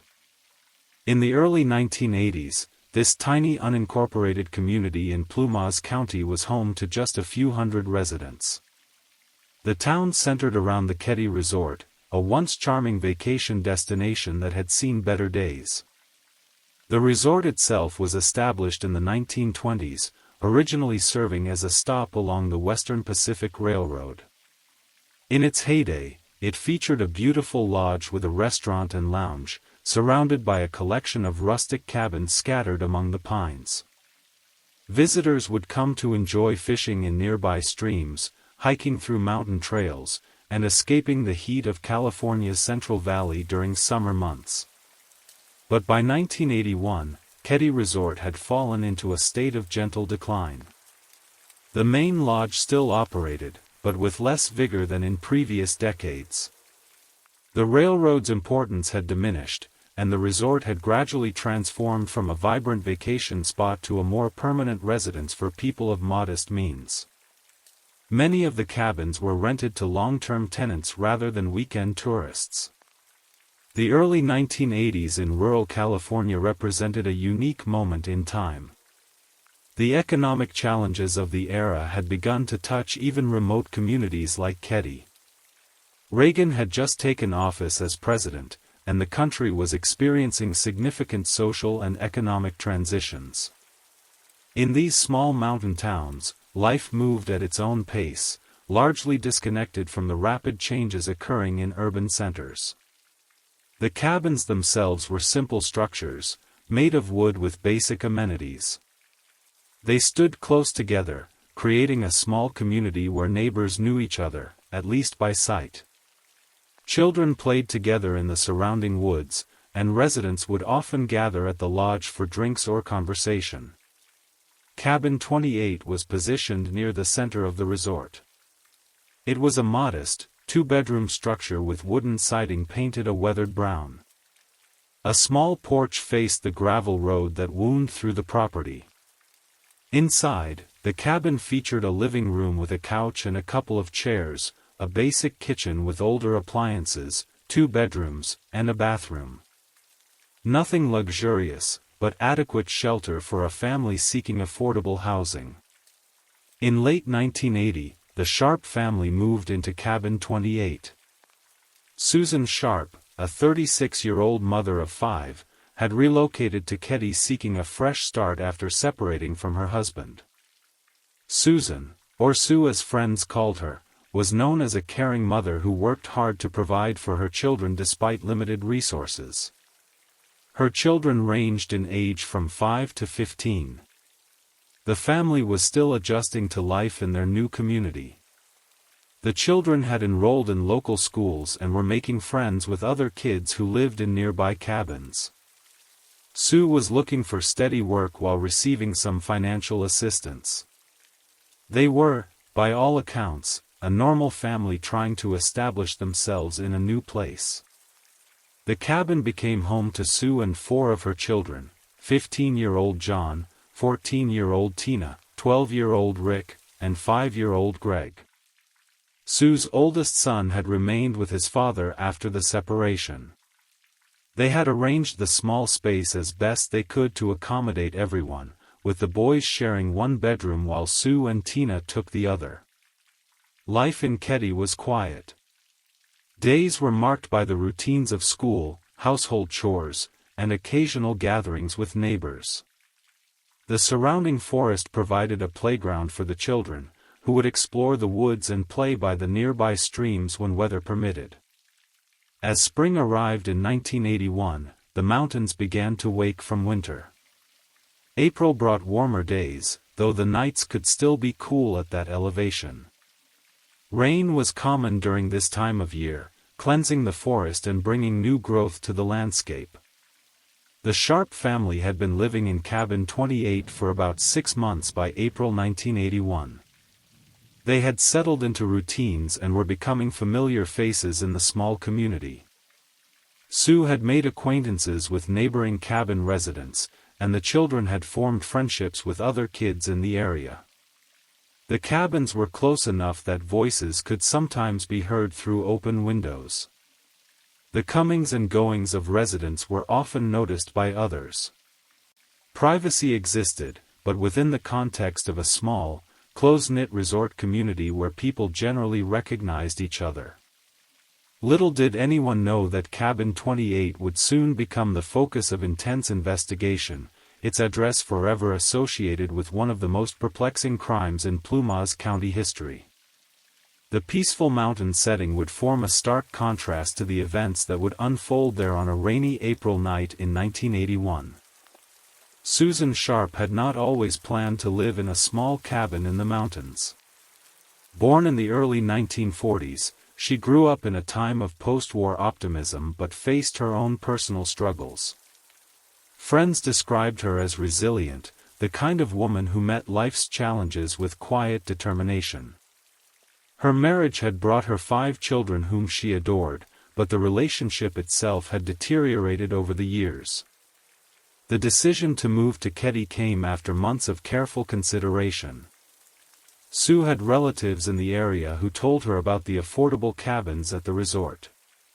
With limited income and 5 children to support, the low rent of Cabin 28 made it an attractive option.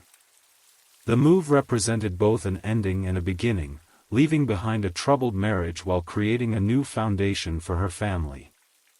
In late 1980, Sue packed their belongings into a station wagon and drove up the winding mountain roads to Keddie. The children's reactions had been mixed. For teenage John and Tina, leaving friends behind was difficult. 12-year-old Rick was more adaptable, while 5-year-old Greg was simply excited for the adventure. Sue's oldest son had opted to stay with his father, a decision that saddened her but one she respected. Their first impression of Cabin 28 was modest at best. The interior featured wood-paneled walls darkened by years of use. The living room opened directly from the front door, a couch against one wall, a couple of chairs, and a small television set in the corner. The kitchen was separated from the living area by a half wall, containing dated appliances that functioned well enough for their needs. A short hallway led to the 2 bedrooms and a single bathroom with fixtures showing signs of age but reasonable cleanliness. Sue had made efforts to transform the basic cabin into a home. Colorful blankets covered the worn couch. Family photos found places on the walls. The children's drawings were displayed proudly on the refrigerator. Small touches that made the space unmistakably theirs despite its temporary feel. The neighbors in surrounding cabins quickly became part of their daily lives. In cabin 26, just a short walk away, lived the Seabolt family. Their daughter, Jamie, became friends with Tina Sharp. The Seabolts were friendly and had lived at the resort long enough to know its rhythms and residents. Across the way in cabin 27 lived Marilyn and Martin Smart. Martin worked as a caretaker for some of the resort properties, while Marilyn worked in town. They had moved to Ketty just a few months before the Sharps. At the time, they were hosting Martin's friend John Bobade, who was staying with them temporarily. Both men were Vietnam veterans who had met at the Veterans Affairs Hospital in Reno. Other families with children occupied nearby cabins, creating a loose community where kids played together while parents exchanged pleasantries. The Sharps had gradually integrated into this ecosystem over their months at Ketty, establishing connections of varying depths with those around them. By April 1981, the family had settled into comfortable routines. The three older children attended schools in nearby Quincy, riding the bus each day along the mountain roads. Greg attended kindergarten in the afternoon session. Sue had found part-time work cleaning homes and businesses in Quincy, supplementing their limited income. Friday, April 10, 1981, unfolded like many before it. The morning began with the usual rush of breakfast and getting children ready for school. Sue packed lunches while reminding John about a science assignment and helping Greg find his favorite shirt. Tina braided her hair at the small bathroom mirror while Rick complained about the cramped quarters. Ordinary family moments playing out in their small cabin. The weather that Friday had been pleasant by mountain standards for early April. Temperatures reached the low 60s during the day, with high clouds that occasionally broke to reveal patches of blue sky. The forest around Ketty was coming alive with spring, early wildflowers appearing along the paths and new green growth emerging on the trees. The children returned from school that afternoon with the usual mix of stories about teachers, friends, and weekend plans. Tina mentioned a sleepover that her friend Sheila was planning for Saturday night. John talked about a fishing trip he wanted to take to the nearby stream. Rick had received a good grade on a math test and proudly showed it to his mother. Sue prepared dinner that evening, nothing fancy, just filling comfort food for growing children. They ate together at the small kitchen table, the conversation flowing between school stories, neighborhood gossip, and plans for the weekend. These moments of togetherness were important to Sue, who worked hard to maintain family connections despite their changed circumstances. After dinner, the children helped with cleanup before settling into evening activities. John worked on homework while the younger boys watched television. Tina spent time writing in her journal and talking with her mother about weekend plans. By 9 o'clock, Greg was asleep, while the older children stayed up a bit longer before retiring to their rooms. Saturday, April 11th dawned gray and cool, with light rain falling intermittently through the morning. Sue rose early, as was her habit, putting on coffee and beginning weekend chores. The children emerged from their bedrooms one by one, drawn by the smells of breakfast cooking on the stove.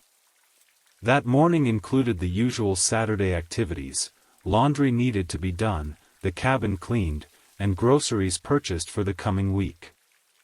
John helped by taking Greg and Rick to the main lodge area where they could play games while Sue and Tina tackled the housework. The boys returned around lunchtime, hungry and full of stories about their morning adventures. After lunch, 15-year-old John mentioned that his friend Dana Hall had invited him to stay overnight. Sue agreed, happy that her son was making friends in their new community. Meanwhile, Sheila Wade, a close friend of the family who often visited Cabin 28, confirmed her plans to have 14-year-old Tina come for a sleepover at her house that night. As the afternoon progressed, neighbors came and went on their weekend errands. Martin Smart from cabin 27 stopped by briefly to borrow a hammer, chatting politely with Sue before returning to his own projects. Other children from nearby cabins called for Rick and Greg to come out and play despite the occasional drizzle. Around 4 p.m., the rain intensified. Sue called the younger boys in, their clothes damp from play. She insisted on warm showers and dry clothes before allowing them to settle in front of the television with a snack. Tina packed a small overnight bag for her sleepover, carefully selecting clothes and her favorite hairbrush. But when evening came, plans unexpectedly changed. Tina decided she wanted to stay home that night instead of going to Sheila's. She had been feeling slightly under the weather and preferred the comfort of her own bed. Sheila, understanding her friend's decision, opted to invite Johnny and Dana over instead. This impromptu change meant that Sheila would come by the next morning to see Tina. The evening settled into quiet domesticity. Sue prepared a simple dinner while the children entertained themselves. The rain continued outside, its gentle patter on the roof creating a cozy atmosphere inside the small cabin. After dinner, Sue sat with her younger sons while they watched television. Tina retreated to the bedroom she shared with her mother to read a book borrowed from the school library. Around 8 p.m., 12-year-old Rick's friend Justin stopped by with his stepfather to see if Rick wanted to join them for Sunday fishing. Sue spoke with them briefly at the door, confirming plans for the next day. They noticed nothing unusual about the cabin or its occupants during this brief visit. As the evening progressed, Sue made hot chocolate for the children before beginning the bedtime routine for young Greg. The 5-year-old protested mildly but eventually acquiesced to his mother's gentle insistence, brushing his teeth before she tucked him into bed with a short story. Rick stayed up a bit later, watching a program on the small television set before Sue suggested he get some rest as well. Tina had already settled into bed, her book finished and placed on the small nightstand between her bed and her mother's. By 10 p.m., the cabin had grown quiet. Sue remained awake, reviewing bills at the kitchen table and planning for the week ahead. The rain had settled into a steady rhythm, occasionally punctuated by the sound of stronger gusts of wind moving through the pine trees surrounding the cabin. Outside, the resort was mostly dark. Lights glowed in a few windows of nearby cabins, but many residents had already retired for the night. The gravel paths between cabins glistened with rain under the sparse outdoor lighting. Most weekend visitors had chosen not to make the trip up the mountain due to the inclement weather, leaving the resort quieter than usual for a Saturday night. Around 11:30 p.m., Sue finally prepared for bed herself. She checked on her sleeping children one last time, Greg and Rick peacefully asleep in one bedroom, Tina already in dreams in the other. She locked the front door, a habit from city living that she maintained even in this rural setting. After washing up and changing into nightclothes, she slipped into her bed across from Tina's. The cabin settled into the deep quiet of night, with only the sounds of gentle breathing, occasional creaks from the wooden structure, and the constant backdrop of rain on the roof. The digital alarm clock on Sue's bedside table marked the passing minutes as Saturday, April 11, 1981, drew to a close.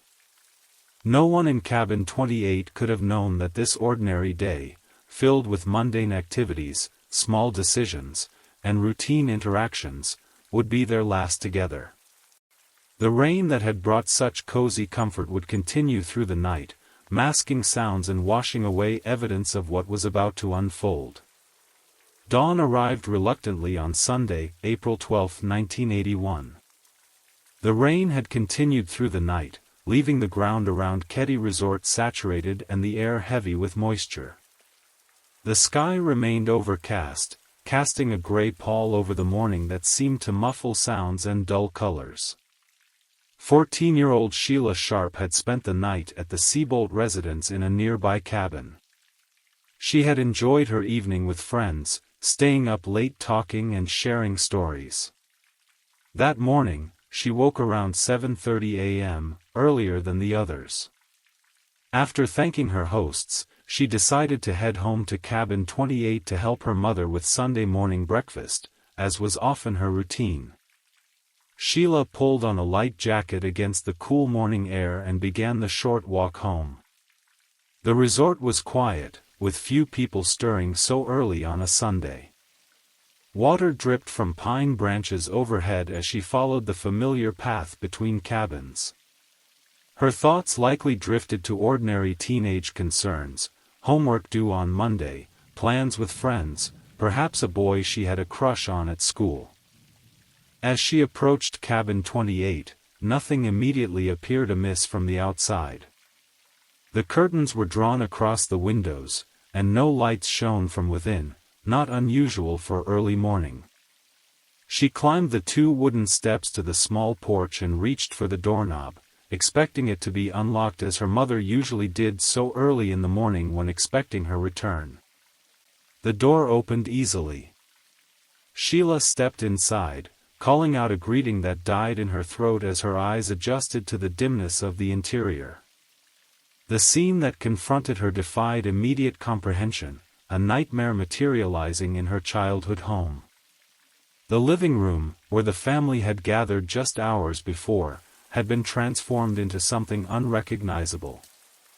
Furniture was overturned. Cushions were displaced. And there, in the center of the room, were 3 forms that her mind initially refused to identify. Sheila froze, her body understanding before her conscious mind could process what she was seeing. Her mother, Sue, her brother John, and his friend Dana lay on the living room floor. The condition of the room and the stillness of the bodies told a story too horrific for the teenage girl to fully comprehend in that moment. What happened next would later come back to Sheila in fragments.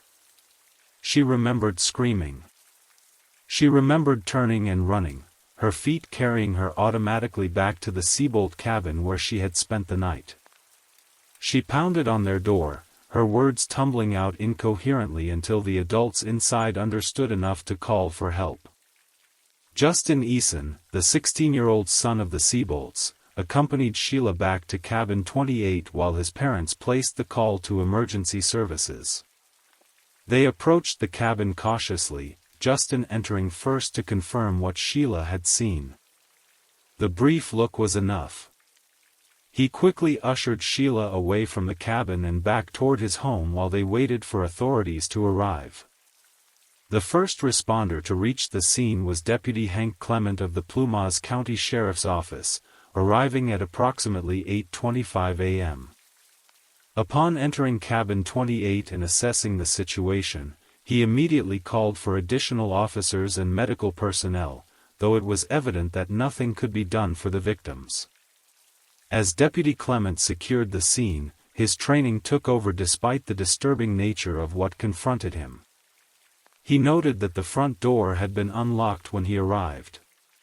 He observed the disarray in the living room, suggesting a significant struggle had taken place. Most importantly, he noted a critical absence. 5-year-old Greg Sharp and 12-year-old Rick Sharp were nowhere to be found in the cabin. An immediate search began for the missing boys. Officers spread out across the resort property, checking nearby cabins and outbuildings. The fear that whoever had committed these acts might have taken the children heightened the urgency of the search. Relief came approximately 30 minutes later when the 2 boys were discovered safely asleep in the bedroom they shared. Somehow, remarkably, they had slept through the events that occurred in the living room just yards away from their door.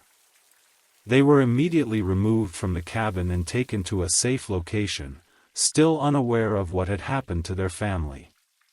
By 9 a.m., Keddy Resort had transformed from a quiet mountain community to the center of what would become one of the region's most intensive criminal investigations. Sheriff Doug Thomas arrived to take charge of the scene, followed shortly by investigators from the California Department of Justice who had been called in to assist with the complex crime scene. As the initial shock gave way to procedural response, a methodical process began. The cabin was photographed extensively before anything was moved. Evidence technicians in white protective gear moved carefully through the space, marking and collecting items of interest. The bodies remained in place until the county coroner could properly examine them and authorize their removal. Outside the cabin, yellow police tape established a perimeter that neighbors and curious onlookers were instructed not to cross. Patrol officers interviewed residents of nearby cabins, asking about anything unusual they might have seen or heard during the night. But something was still missing from the tragic equation.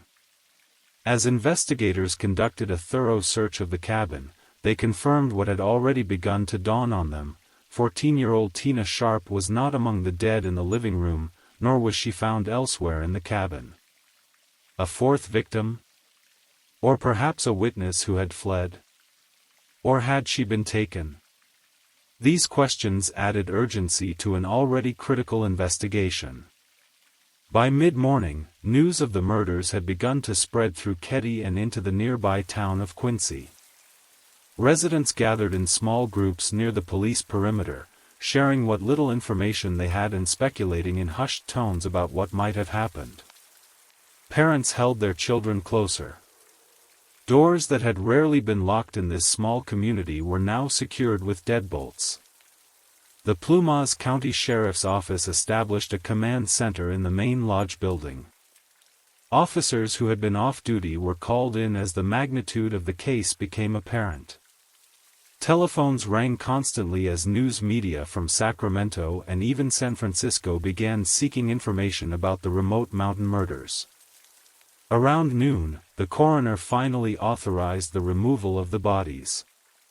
As they were carefully placed in body bags and loaded into vehicles for transport to the county morgue, investigators noted that the manner of death appeared to be blunt force trauma and stabbing wounds, indicating an attack of extreme violence. The search for Tina Sharp intensified as the day progressed. Officers combed the wooded areas surrounding the resort. They checked abandoned cabins and storage buildings. Residents were asked to look through their own properties for any sign of the missing teenager. Descriptions of Tina were distributed to law enforcement agencies throughout Northern California and neighboring Nevada. As Sunday afternoon wore on, the weather remained dreary, with intermittent rain continuing to fall. The natural elements that had seemed so cozy just the day before now felt oppressive and foreboding. The sound of raindrops on cabin roofs, once soothing, now carried a different meaning for the residents of Keddy Resort. For the investigators, the rain presented additional challenges. Any footprints or tire tracks that might have been left by the perpetrator or perpetrators were being steadily erased by the continuing precipitation. Physical evidence outside the cabin was deteriorating with each passing hour. Inside cabin 28, the evidence collection continued meticulously. Investigators noted that despite the violence that had occurred, certain aspects of the scene seemed unusual. There were no signs of forced entry. While the living room showed evidence of a tremendous struggle, other parts of the cabin appeared largely undisturbed. Most puzzling was the fact that 2 children had remained asleep and unharmed through an attack that must have produced significant noise. By late afternoon, interviews with neighbors had yielded limited information. Several reported hearing nothing unusual during the night, attributing this to the steady rainfall that would have masked many sounds. A few mentioned vague noises they had initially dismissed as nothing more than typical weekend activity at the resort: a car door closing, voices in conversation, footsteps on gravel paths. The residents of Cabin 27, Martin and Marilyn Smart, along with their house guest John Bubaid, reported being home all evening.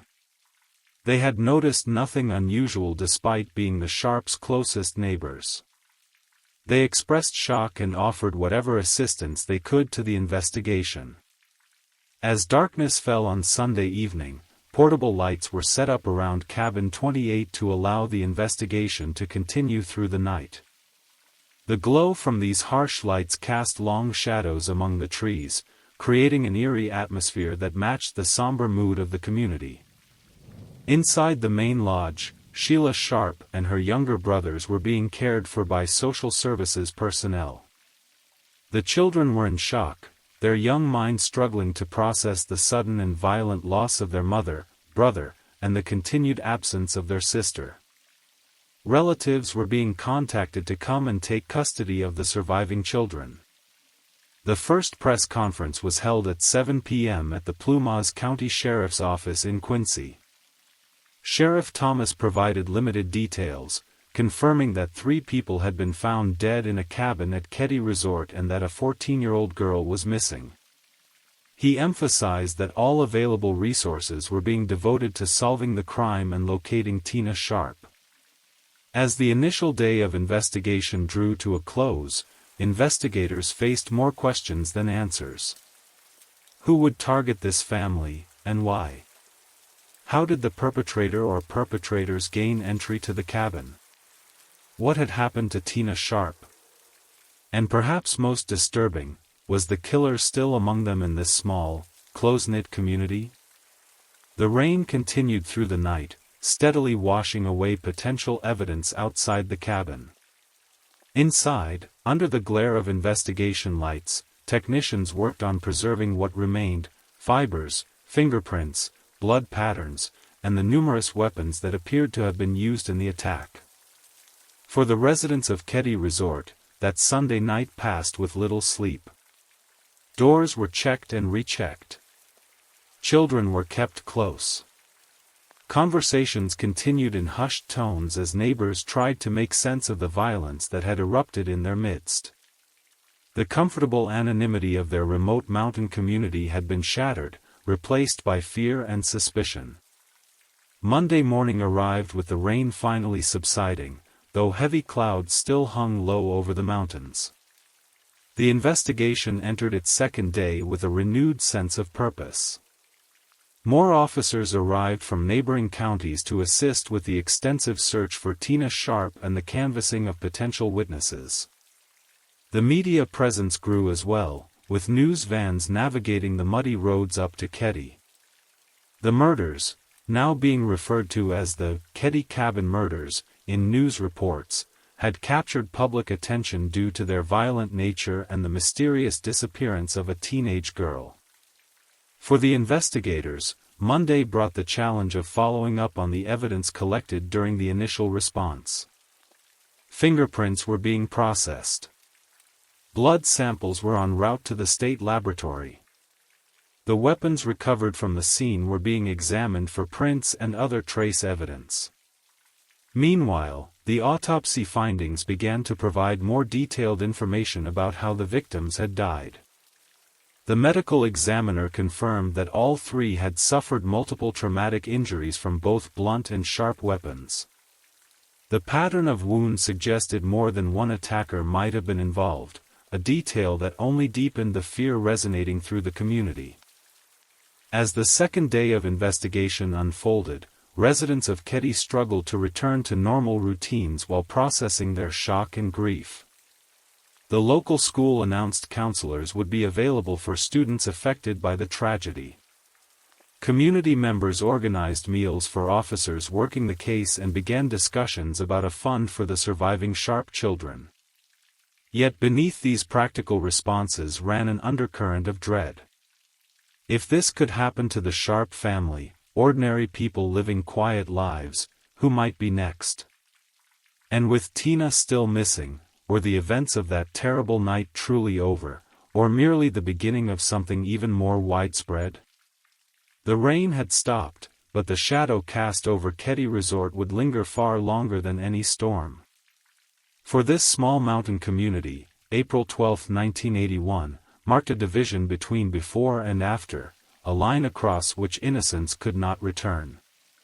As Tuesday morning arrived in Keddie, the initial shock had given way to grim determination among the law enforcement officers assigned to the case. The command center established in the resort's main lodge buzzed with activity as investigators from multiple agencies coordinated their efforts. Wall maps of the area were marked with search zones. Photographs of the victims and the missing Tina Sharp were pinned to bulletin boards. The scent of coffee hung in the air as officers who had worked through the night compared notes with fresh teams arriving for day shift. Inside Cabin 28, now sealed as a crime scene, specialists from the California Department of Justice continued their meticulous work. In the early 1980s, forensic investigation methods were far less advanced than those available today, but they followed the established protocols of the time with careful precision. Lead investigator Mike Gamberg, a veteran detective with the Plumas County Sheriff's Office, oversaw the crime scene processing. Under his direction, technicians photographed every aspect of the cabin from multiple angles before disturbing any evidence. The positions of the victims had been carefully documented before their removal, with chalk outlines now marking where they had been found. The living room told a story of tremendous violence and resistance. Blood spatter analysis, still a developing science in 1981, suggested multiple attack points within the room. Furniture had been overturned during what appeared to be a prolonged struggle. Broken glass from a shattered coffee table was scattered across the floor. Cushions from the couch bore evidence of both blood and footprints, suggesting someone had stepped on them during or after the attack. Most telling were the weapons recovered from the scene. A table knife from the Sharp family's own kitchen drawer. A hammer that did not belong to the household. A long knife or dagger. Each weapon was carefully bagged, tagged, and prepared for transport to the state crime laboratory where they would be examined for fingerprints, blood evidence, and other trace materials. The technology available to forensic scientists in 1981 was primitive by modern standards. DNA analysis was still years away from becoming a standard investigative tool. Instead, investigators relied on blood typing, hair comparison, fingerprint identification, and fiber analysis, techniques that could provide valuable information but lacked the precision of later methods. Fingerprints lifted from surfaces throughout the cabin were compared against those of the victims and emergency responders who had been first on the scene. Any unidentified prints would be run through available databases, though these systems were far less comprehensive than those developed in subsequent decades. Outside the cabin, officers conducted a detailed grid search of the surrounding area. Every foot of ground was examined for dropped items, footprints, tire tracks, or any evidence that might indicate the direction in which Tina Sharp had been taken. The continuing investigation revealed that not only was Tina missing, but also a blue and white blanket from her bed and her distinctive pink-colored nightgown. The search expanded outward from Keddie Resort into the surrounding forest. Officers on horseback traversed the steeper terrain while volunteers walked shoulder to shoulder through more accessible areas. Divers checked nearby water sources, including the stretch of the Feather River that ran not far from the resort property. Helicopter surveillance provided aerial views of the vast wilderness that surrounded the small community. Meanwhile, investigators conducted extensive interviews with everyone connected to the resort. Residents of neighboring cabins were questioned multiple times as officers sought to create a detailed timeline of the night's events. The Seabolt family in Cabin 26, where Sheila Sharp had spent the night, reported nothing unusual until Sheila's dramatic return on Sunday morning. They had gone to bed around 10:30 p.m. after watching a movie on television. Their son Justin recalled hearing a car door slam sometime during the night but had thought nothing of it at the time. Martin and Marilyn Smart from Cabin 27, along with their house guest John Bubaid, provided more detailed accounts. Martin claimed he and Bubaid had visited the lodge bar early in the evening before returning home around 9 p.m. Marilyn had been home all evening with a headache. None reported hearing unusual noises during the night, which immediately struck investigators as curious given their proximity to Cabin 28. As detectives dug deeper, they learned that Martin Smart had previously sought therapy for anger management issues at the Veterans Administration Hospital. His relationship with Marilyn was reportedly strained, with neighbors recalling occasional arguments. Bubaid, his friend staying at the cabin, was discovered to have a criminal record in Chicago, though he claimed to have left that life behind. The investigation also focused intensely on the family dynamics of the Sharp household. Sue's estranged husband, James Sharp, was located and interviewed extensively. He had been living over 100 miles away at the time of the murders and could account for his whereabouts. Still, detectives explored whether there might have been tensions or disputes that could have motivated the attack.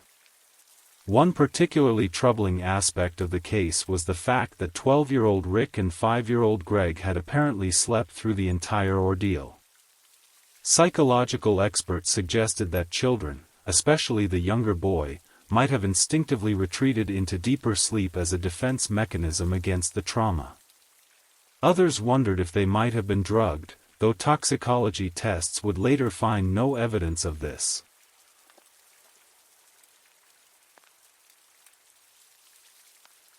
When interviewed with appropriate care, the boys provided little useful information. Greg, being so young, seemed unable to distinguish between what he might have heard and what he had later been told. Rick maintained he had slept through the night without waking. The door to their bedroom had been closed, perhaps muffling some of the sounds from the living room. By the end of the first week of investigation, a disturbing picture began to emerge. The attack did not appear to be a random home invasion gone wrong. No valuables had been taken from the cabin. The violence exceeded what would typically be seen in a robbery or burglary. And the selective nature of the victims, with 2 children left unharmed while their mother, older brother, and his friend were killed, suggested something more targeted. Forensic analysis of the blood evidence indicated that most of the violence had been concentrated in the living room. The victims had defensive wounds on their hands and arms, showing they had fought against their attackers. The position of the bodies suggested they had been subdued and restrained at some point during the attack. Most disturbingly, evidence indicated that Tina had likely been removed from the scene while still alive. As news of the case spread beyond Plumas County, tips began coming in from across Northern California and neighboring Nevada. Each had to be carefully documented and investigated, consuming precious resources but occasionally yielding valuable information. Several reported possible sightings of Tina, though none could be immediately confirmed. 1 week into the investigation, a statewide alert remained active for Tina Sharp. Her description and photograph appeared in newspapers and on television news broadcasts. She was described as 5 feet 3 inches tall, approximately 100 pounds, with long brown hair and brown eyes. The public was advised that she was likely wearing a pink nightgown at the time of her disappearance and might be wrapped in a blue and white blanket. The investigation took on additional complexity as officers discovered that several known criminal elements had connections to the Keddie area. The remote location had attracted some individuals seeking to distance themselves from urban areas where they might be more easily recognized. Investigators began compiling files on these individuals, particularly those with histories of violent behavior. 2 weeks after the murders, the Plumas County Sheriff's Office had conducted over 100 interviews and collected dozens of pieces of physical evidence. Yet despite the intense effort, they seemed no closer to identifying who had committed this terrible crime or determining what had happened to Tina Sharp. For the residents of Keddie Resort, the ongoing investigation became a constant reminder of the tragedy. The sight of patrol cars coming and going, of search teams combing the area, and of cabin 28 standing empty behind police tape kept the events painfully present in community consciousness. Many families chose to leave the resort, unable to feel safe in their cabins knowing what had occurred just steps away. This exodus created a ghost town atmosphere in parts of the once vibrant vacation spot. Cabins stood empty with curtains drawn. Children no longer played freely on the paths between buildings. The lodge restaurant, usually busy on weekends, served only a handful of customers. For those who remained, a new normal gradually established itself, one defined by locked doors, early curfews for children, and a lingering wariness toward strangers and even neighbors. The sense of security that had once made Keddie attractive as a family destination had been irreparably damaged. As April turned to May, the search for Tina Sharp continued, though with diminishing resources as the weeks passed. The case remained active, but the initial surge of officers from multiple agencies had necessarily been reduced. The command center at the lodge was dismantled, with the investigation headquarters moving to the sheriff's office in Quincy. Through it all, the surviving Sharp children remained in the care of relatives, their lives forever altered by a single night of violence. Sheila, who had discovered the scene, faced the dual trauma of losing her mother and siblings while also carrying the burden of that terrible morning's discovery. The younger boys, though physically unharmed, showed signs of emotional distress that would require long-term support. For Detective Gamberg and his team, the case became increasingly frustrating. Physical evidence had been collected, analyzed, and reanalyzed. Interviews had been conducted and reviewed for inconsistencies. Yet the central questions remained unanswered. Who had entered cabin 28 on that rainy April night? What was their motive? And perhaps most haunting, where was Tina Sharp? As summer arrived in the Sierra Nevada mountains, bringing warmer days and spectacular wildflower displays to the forest around Keddie, the investigation entered a new phase. The immediate crime scene work had concluded. The extensive searches had covered vast areas of wilderness. Now detectives focused on developing and evaluating theories about what had happened in cabin 28. Several persons of interest had emerged during the initial weeks of investigation, though none had yet been formally named as suspects. The backgrounds of these individuals were scrutinized in depth as investigators sought connections that might explain the violence visited upon the Sharp family. Martin Smart and John Bubaid, the neighbors from cabin 27, remained central figures in the investigation. Their proximity to the crime scene alone warranted close attention, but additional factors heightened investigators' interest. During follow-up interviews, inconsistencies had appeared in their accounts of the evening. Martin initially claimed he had lost a hammer around the time of the murders, a hammer that matched the description of one of the weapons used in the attack. Later, he changed his story, saying he had simply misplaced it temporarily. Bubaid's criminal history in Chicago revealed a pattern of violence that troubled investigators. He had served time for armed robbery and assault, though he maintained he had left that life behind when moving west. His sudden appearance in Keddie just months before the murders, supposedly to recover from health issues, struck some detectives as convenient timing. The relationship between Martin Smart and Sue Sharp became another focus of inquiry. Neighbors reported that Martin had expressed interest in Sue that went beyond friendly neighborliness. Some suggested he had become fixated on her in ways that made Sue uncomfortable. In the weeks before the murders, Sue had reportedly begun avoiding interactions with Martin when possible. Adding another layer to this theory was Marilyn Smart's subsequent actions. Within weeks of the murders, she left Martin and moved away from Keddie. When interviewed later, she admitted that her departure was partially motivated by growing suspicions about her husband's possible involvement in the crime, though she had no concrete evidence to offer investigators. Another person of interest emerged from Sue Sharp's past. A former boyfriend with whom she had a complicated relationship was identified and investigated thoroughly. This individual had a history of domestic disputes and had reportedly made threatening statements about Sue after their relationship ended. However, he appeared to have a solid alibi for the night of the murders, being seen at a bar in another town some distance from Keddy. The possibility of multiple perpetrators became increasingly central to the investigation. The crime scene evidence, particularly the nature of the struggle and the variety of weapons used, suggested that more than one person had been involved in the attack. This theory aligned with witness accounts of multiple male voices heard in the vicinity of Cabin 28 on the night of the murders. A darker theory developed around the missing Tina Sharp. Some investigators believed she may have been the primary target of the attack, with the others killed because they were witnesses. This hypothesis was supported by the fact that Tina was the only victim removed from the scene and by certain evidence patterns in the cabin that suggested she had been separated from the others during portions of the attack.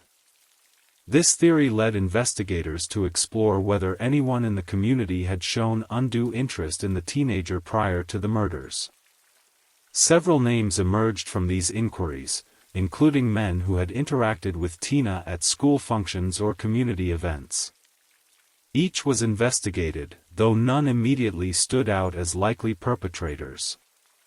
The complex social web of the small resort community yielded other possible motives.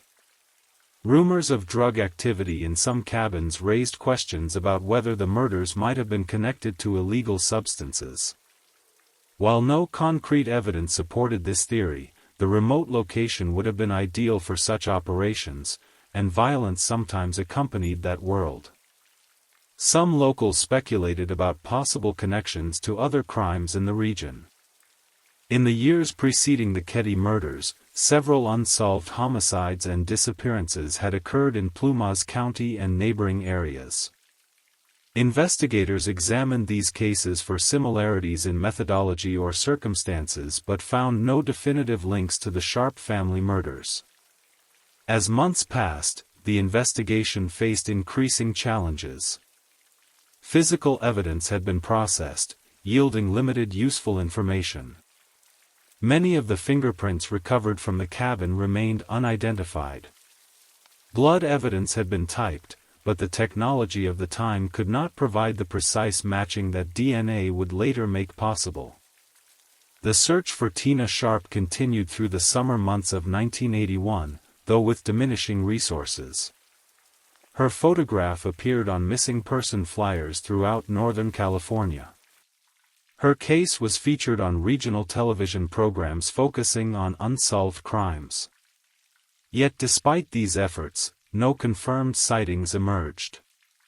For the investigators, the lack of progress was deeply frustrating. Detective Gamberg, who had been with the case from the beginning, found himself increasingly preoccupied with details that seemed just beyond his grasp. He repeatedly reviewed interview transcripts, looking for inconsistencies or overlooked information. He visited the now vacant Cabin 28 at different times of day, trying to understand how the events might have unfolded. By autumn 1981, many residents had abandoned Keddy Resort. The tragedy had tainted the once peaceful vacation destination, and the owner struggled to fill vacant cabins. The Sharp family murders became part of local folklore, a cautionary tale parents told teenagers about the dangers that could lurk even in seemingly safe communities. In Quincy, the county seat, opinions about the case divided along several lines. Some believed the killer or killers had come from outside the community, perhaps someone passing through who had randomly selected the Sharp family as victims. Others were convinced the answer lay within Keddy itself, perhaps with someone who still walked freely among them. As the one-year anniversary of the murders approached in April 1982, the investigation had officially been classified as cold, though it was periodically reviewed by fresh eyes from state agencies. Detective Gamberg, though assigned to other cases, never fully set aside the Keddy murders. He maintained a personal file of notes and theories, convinced that eventually, some piece of information would emerge to break the case open. That piece arrived unexpectedly in July 1984, when a bottle collector searching in a wooded area near Feather Falls, about 70 miles from Keddy, made a grim discovery. Human remains were found scattered across a small clearing. Dental records would later confirm what many had feared: these were the remains of Tina Sharp, missing for over 3 years. The discovery site yielded limited physical evidence due to the passage of time and exposure to the elements. However, it did provide some new information for investigators. The location was isolated, accessible only by dirt logging roads that required knowledge of the area to navigate.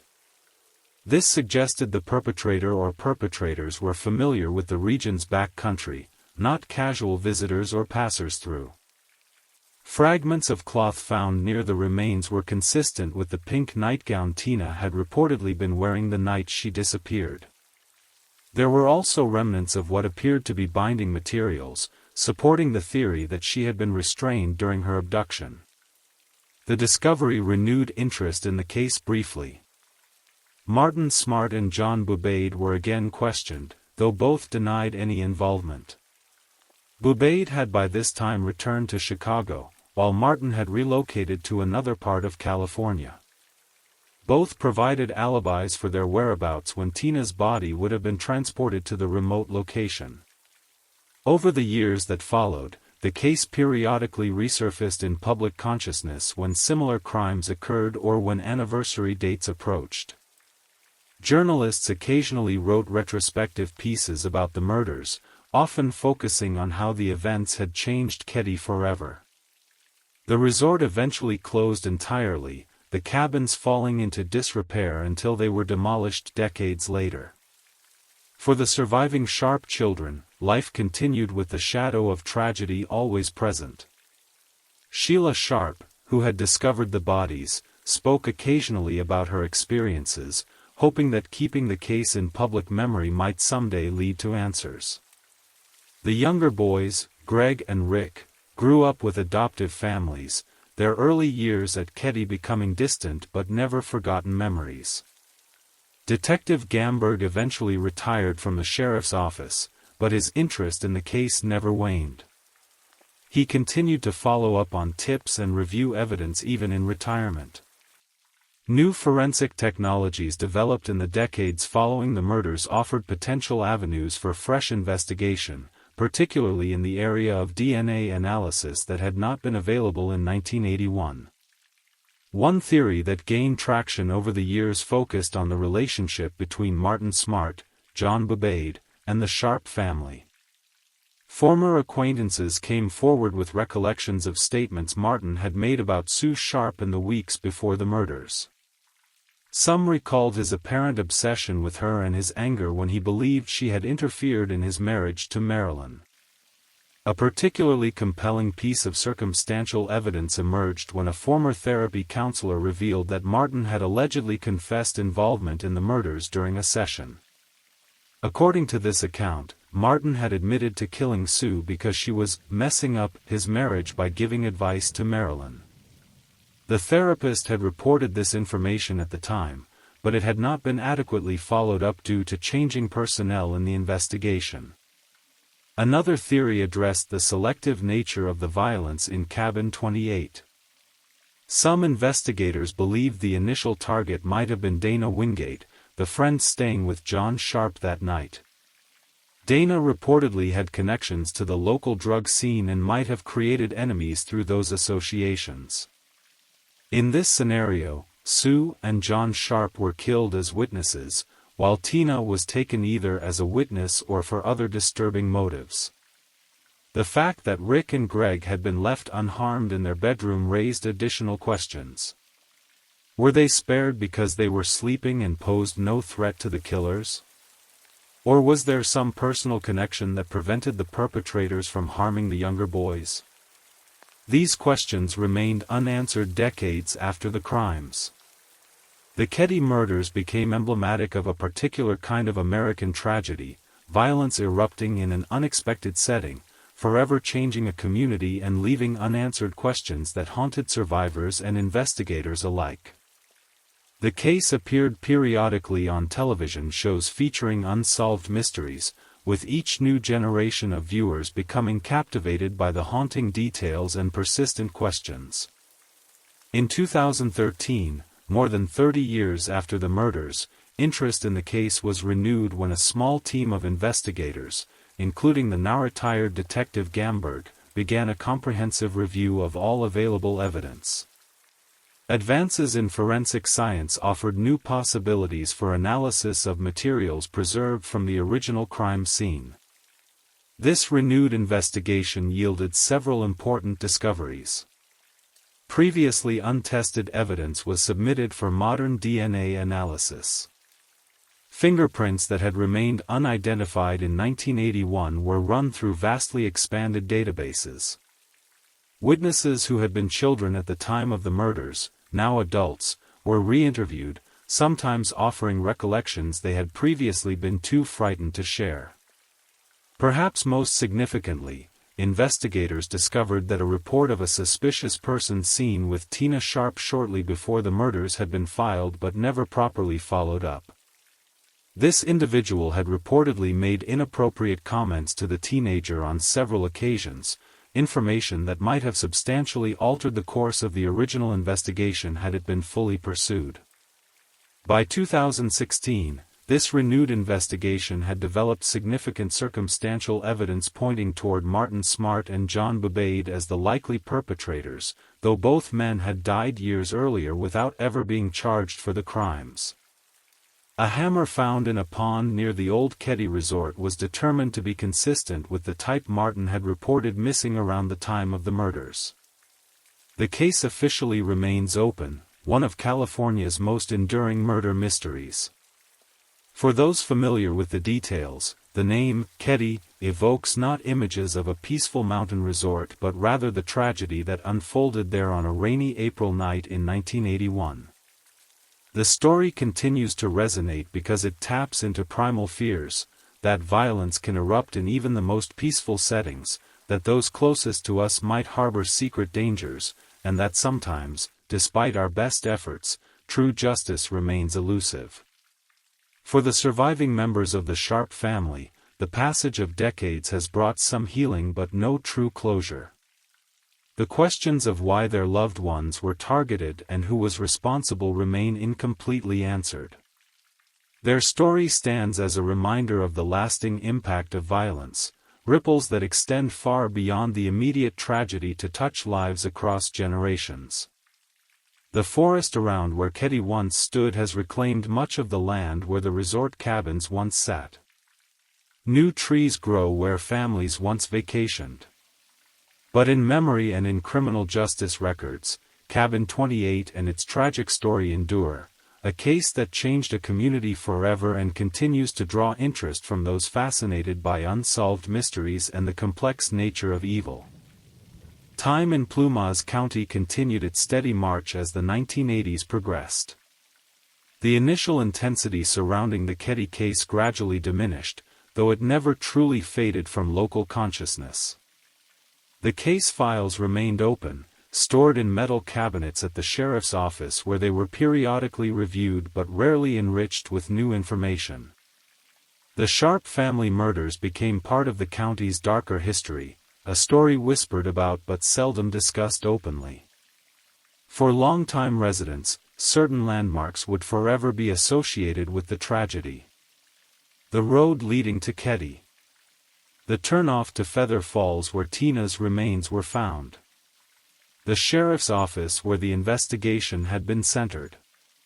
Throughout the mid-1980s, Detective Gamberg continued to pursue leads when they emerged, though they became increasingly rare. Occasionally, someone passing through the area would provide information about unusual behavior they had witnessed around the time of the murders. Former residents who had moved away would sometimes call with recovered memories or suspicions they had been too frightened to share initially. Each lead was dutifully investigated, but none provided the breakthrough that would definitively solve the case.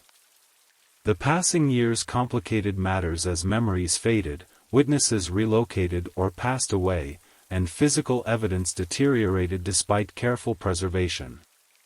In 1984, the discovery of Tina Sharp's remains near Feather Falls in neighboring Butte County had briefly reinvigorated the investigation.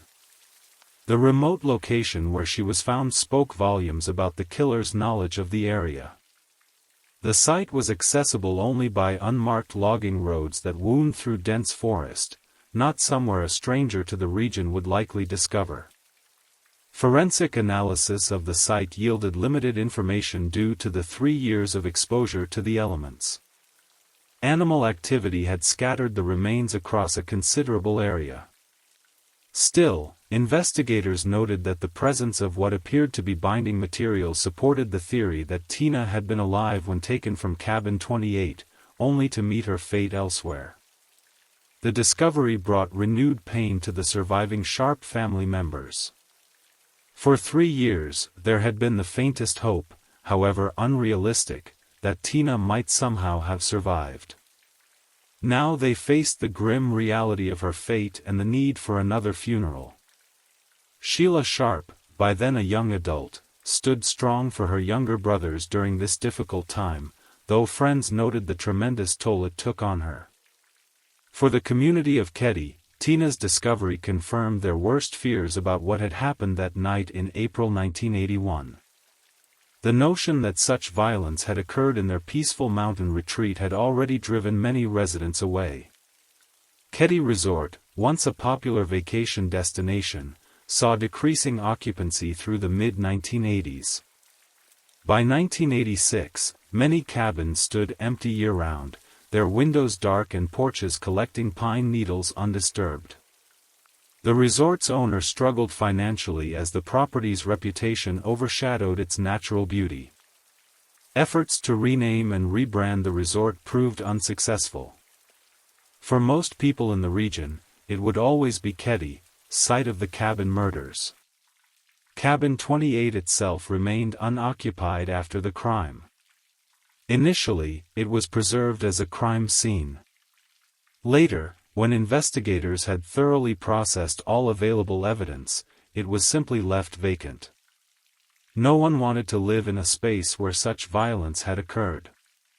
Over time, it fell into disrepair, becoming a grim landmark that drew occasional true crime enthusiasts or thrill-seeking teenagers, much to the distress of any remaining neighbors.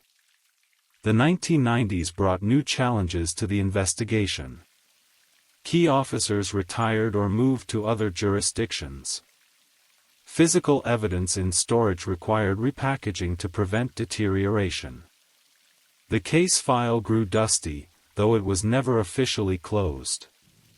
Periodically, new detectives would review the materials, hoping fresh eyes might spot something overlooked by their predecessors. Technology began to offer new investigative possibilities during this decade. Computerized databases allowed for better tracking of similar crimes across jurisdictions. More sophisticated forensic techniques emerged, particularly in the area of DNA analysis. Some evidence from Cabin 28 was resubmitted for testing using these improved methods, though with limited success due to the age and condition of the samples. For Martin Smart and John Bubaid, the primary persons of interest in the case, life had moved forward despite the cloud of suspicion that followed them. Bubaid returned to Chicago within a year of the murders and maintained his innocence until his death in 1988 from natural causes. He never faced charges related to the Keddie murders. Martin Smart relocated to another part of California, eventually remarrying. In interviews conducted years after the murders, he continued to deny involvement while displaying what some investigators considered unusual knowledge of crime scene details. He died in 2000, taking whatever secrets he might have held to his grave. Marilyn Smart, who had left her husband shortly after the murders, occasionally provided additional information to investigators over the years. She described Martin's behavior in the days following the crime as highly unusual, alternating between extreme agitation and unnatural calm. She reported finding him burning items in their backyard fire pit on multiple occasions, though she never saw clearly what was being destroyed. The turn of the millennium brought renewed interest in cold cases generally, with television programs highlighting unsolved murders and technological advances in forensic science. The Ketty case appeared on several such shows, bringing its details to a new generation of viewers and occasionally generating tips from people who had been peripheral to the events.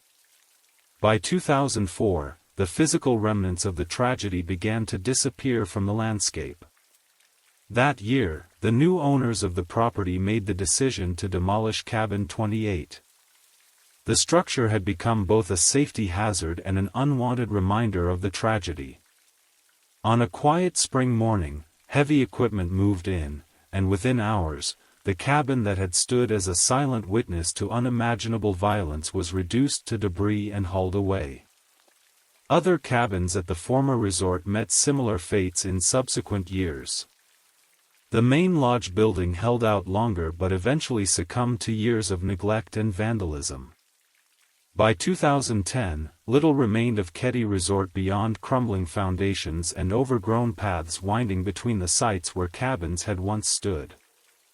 For those who had lived through the events of 1981, these physical changes brought mixed emotions. Some felt relief that the visible reminders were finally being erased.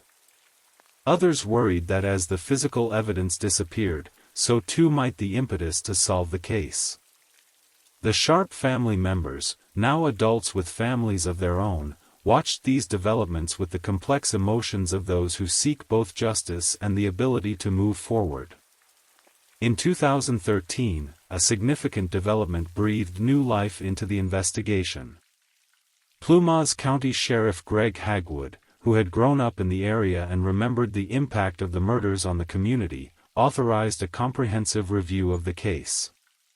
He assigned a small team, including the now-retired but still passionate Detective Gamberg, to re-examine all evidence using modern techniques and fresh perspectives.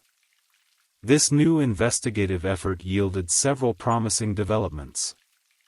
Previously untested evidence was submitted for advanced DNA analysis. The team discovered that certain items collected from the crime scene had never been properly processed during the original investigation, possibly due to the technological limitations of the time.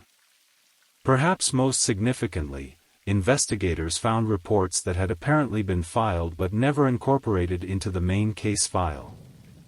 One such report detailed a witness who claimed to have seen Martin Smart and John Bubaid with a blue and white blanket, matching the one missing from Tina Sharp's bed, in the back of their vehicle on the night of the murders.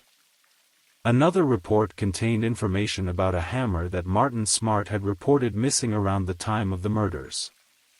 In 2016, a hammer was recovered from a local pond near the former resort property that matched the description of the missing tool. Though decades underwater had compromised potential evidence, its discovery added weight to the growing circumstantial case against Smart and Bubaid. Former residents of Ketty, now scattered across the country, were located and re-interviewed. Some provided new perspectives or shared information they had been too frightened to reveal decades earlier. One neighbor recalled seeing a vehicle similar to Bubaid's parked near Cabin 28 late on the night of the murders, information that had not been included in the original investigation notes. The renewed investigation also benefited from improved behavioral analysis techniques. FBI profilers reviewed the case materials and provided insights into the likely characteristics and motivations of the perpetrators. Their assessment aligned significantly with what was known about Smart and Bubaid, particularly regarding Smart's reported obsession with Sue Sharp and his history of volatile behavior. By 2016, investigators had compiled substantial circumstantial evidence pointing to Martin Smart and John Bobade as the likely perpetrators. Though both men had died years earlier, Sheriff Hagwood publicly stated that if they had been alive, there would have been sufficient evidence to arrest and charge them with the murders. This announcement brought a measure of validation to those who had suspected the two men for decades. For the surviving Sharp family members, it provided some answers, though the impossibility of a trial and formal justice left a permanent void. The case technically remains open, as no one has been convicted of the crimes. The evidence continues to be preserved, and occasional tips still arrive at the sheriff's office. The passage of time has dimmed the likelihood of further breakthroughs, but those familiar with the case remain unwilling to completely abandon hope for additional clarity. For the Sharp children who survived that night, life has continued with the shadow of tragedy always present. Sheila Sharp, who discovered the crime scene, has spoken publicly about her experiences, hoping that keeping the case in public memory might help other families struggling with similar tragedies. The younger boys, now middle-aged men, have lived quieter lives away from the spotlight, each finding their own ways to cope with their family's legacy.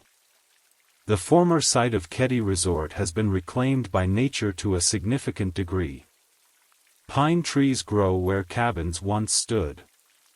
Underbrush covers the old pathways. To casual observers passing on the nearby road, there is little to suggest the property's dark history. Yet for those who know the story, the land itself seems to hold the memory of what occurred there on that rainy April night so many years ago. As our exploration of the Keddy cabin murders draws to a close, we're left with a case that illustrates how certain events can echo through decades, affecting lives and communities in ways that extend far beyond the immediate tragedy. More than 40 years have passed since that rainy night in April 1981, yet questions still linger in the mountain shadows of Plumas County. The case remains officially unsolved, though the weight of circumstantial evidence points strongly toward Martin Smart and John Bobade. Without their confessions or ironclad physical evidence, absolute certainty remains elusive. This ambiguity is common in cold cases, the passage of time eroding what might once have been clear paths to justice. For the Sharp family, this lack of formal resolution has been yet another burden to bear. The surviving children have lived most of their lives under the shadow of that night, each finding their own ways to cope with such profound loss. They've celebrated graduations, marriages, and the births of children and grandchildren, life events that Sue, John, and Tina never had the chance to witness. The resilience they've shown speaks to the human capacity for continuing forward even after unimaginable trauma. Their story reminds us that victims of violent crime are not just statistics or fascinating case studies, they are real people whose lives were irrevocably altered by the actions of others. The community of Keddy itself never recovered from the tragedy.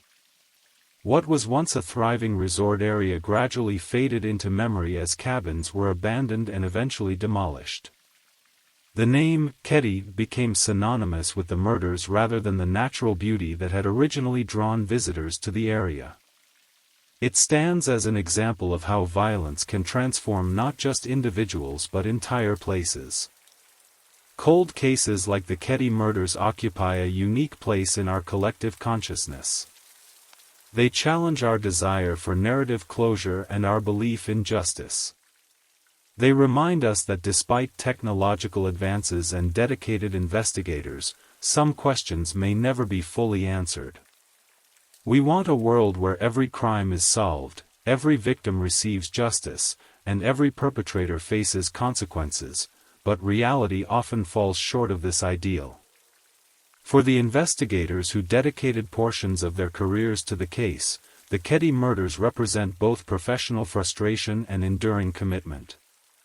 Detective Gamberg's decades-long involvement with the investigation demonstrates how these cases become personal for those tasked with solving them. Though he and others believe they know who committed these crimes, the inability to prove it in a court of law and provide that final closure for the family remains a source of regret. The developments in the case from 2013 to 2016 brought a measure of resolution, if not complete justice. The identification of Martin Smart and John Bubaid as the likely perpetrators, even decades after their deaths, provided some answers for those who had waited so long. It validated suspicions that had persisted for years and offered at least partial clarity about what happened that night. True justice for the Sharp family would have included not just identifying the killers but understanding the complete truth about the events of April 11, 1981. What exactly transpired in Cabin 28? What were the final moments like for Sue, John, and Dana? What happened to Tina between her abduction and the discovery of her remains years later? These questions may never be fully answered. Yet there is value in remembering their story, in honoring the lives that were lost, and in recognizing the profound impact this case had on all who were touched by it. By examining such cases thoughtfully, we acknowledge the human cost of violence and the importance of continued efforts to improve our justice system. For those who investigate cold cases, each solved mystery offers hope that others might eventually yield their secrets as well. Advances in forensic science continue to provide new tools for examining old evidence. Witnesses who were once afraid to speak sometimes find courage with the passage of time. Records that were overlooked or misplaced occasionally resurface to shed new light on forgotten details. As we close this account of the Ketty murders, we're reminded that behind every true crime story are real human beings whose lives mattered deeply. Sue Sharp, a mother trying to build a new life for her children; John and Tina Sharp, teenagers with their futures still ahead of them; Dana Wingate, a young man in the wrong place at the wrong time. We honor their memory not through sensationalism, but through thoughtful reflection on the circumstances of their lives and deaths, and the lasting impact they had on those who loved them. Though decades have passed, they are not forgotten. As you drift toward sleep with the gentle sound of rain accompanying your thoughts, perhaps consider how precious and unpredictable life can be, how ordinary days can contain unexpected joy or, rarely but significantly, unforeseen tragedy. The Sharp family story reminds us to appreciate each moment with those we love, to find strength during life's difficulties, and to have compassion for those who have experienced trauma. The rain continues to fall gently outside your window, washing the world clean, just as sleep refreshes our minds and bodies. Allow yourself to rest now, knowing that tomorrow brings new possibilities, new chances to create positive memories, and new opportunities to show kindness to others. Story 3. This is the story of Maura Murray, a bright, athletic 21-year-old nursing student from the University of Massachusetts Amherst. A young woman with her future stretching before her, who one cold February evening, vanished without a trace along a quiet country road. During the days that followed Maura's disappearance, investigators worked through unusual weather patterns for that time of year, persistent rainfall interspersed with snow, much like the gentle sound you're hearing now. The constant precipitation complicated search efforts and may have washed away crucial evidence that could have helped solve this enduring mystery. Maura Murray wasn't just any college student. At 21 years old, she had already demonstrated remarkable discipline and intelligence that set her apart from many of her peers. Standing at 5 feet 7 inches with athletic build and shoulder-length brown hair, Maura carried herself with the confidence of someone who knew her path in life. Her academic journey was impressive by any standard. Before enrolling at the University of Massachusetts Amherst as a nursing student, Maura had attended the prestigious United States Military Academy at West Point. This wasn't a path taken lightly. West Point accepts only the most dedicated students, those willing to commit not just to rigorous academics but to military service thereafter. Though she ultimately transferred to UMass after 3 semesters, her time at West Point spoke volumes about her character, determination, and capabilities. At UMass, Maura continued to excel academically while pursuing her nursing degree. Her professors would later describe her as attentive, hardworking, and focused, a student with genuine promise in the medical field. Beyond academics, Maura was an accomplished athlete. She had been a star on her high school track team in Hanson, Massachusetts, and remained physically active throughout her college years.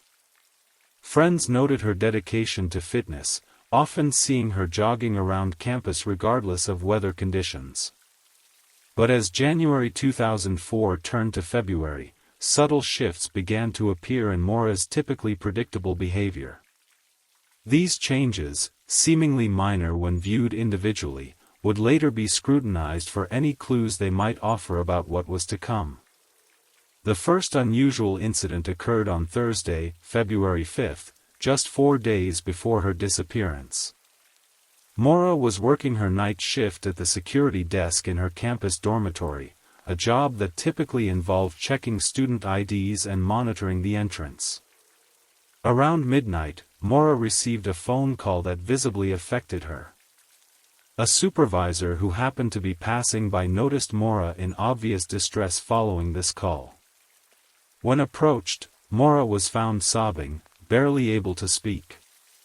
When asked what was wrong, she would only say, "My sister." The supervisor, concerned about Maura's state, relieved her of her duties for the remainder of the night. The content of this mysterious call has never been definitively established. Later investigation revealed no emergencies involving her sister that night. The identity of the caller remains unknown, leaving this as the first puzzling piece in the sequence of events leading to her disappearance. The following day, Friday, February 6, Maura's father Fred Murray arrived on campus to help her shop for a car.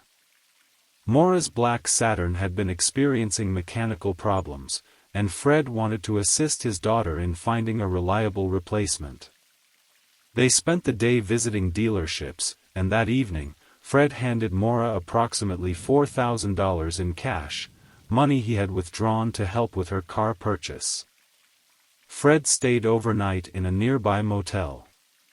The next morning, Saturday, February 7, he and Maura continued their father-daughter time together before he dropped her off at her dorm around 1:30 p.m. They had plans to talk again on Sunday to further discuss her car situation. By all accounts, their time together was ordinary and pleasant, no signs of distress or unusual behavior from Maura. That Saturday night, Maura attended a small party with friends in her dormitory. She returned to her room around 2:30 a.m. on Sunday morning. Just a few hours later, at approximately 3:30 a.m., an incident occurred that would later be scrutinized intensely by investigators. Maura borrowed her father's Toyota Corolla and, while driving on Route 9 in Hadley, crashed into a guardrail, causing approximately $10,000 in damage to the vehicle. The police arrived at the scene at 3:30 a.m. No charges were filed, no breathalyzer test was administered, and Maura was driven back to her dormitory by officers. The car was towed to Fred's motel. When Fred awoke and discovered what had happened, he again spent time with Maura, comforting her about the accident before returning to Connecticut, where he lived. This would be the last time Fred Murray would see his daughter. On Sunday afternoon, Maura spoke with her father by phone. They discussed insurance forms for the accident and agreed to talk again later in the week. Fred has consistently maintained that nothing seemed unusual about Maura during this conversation. However, as Sunday evening progressed into Monday morning, Maura's actions began to suggest she was planning something that she hadn't shared with family or friends.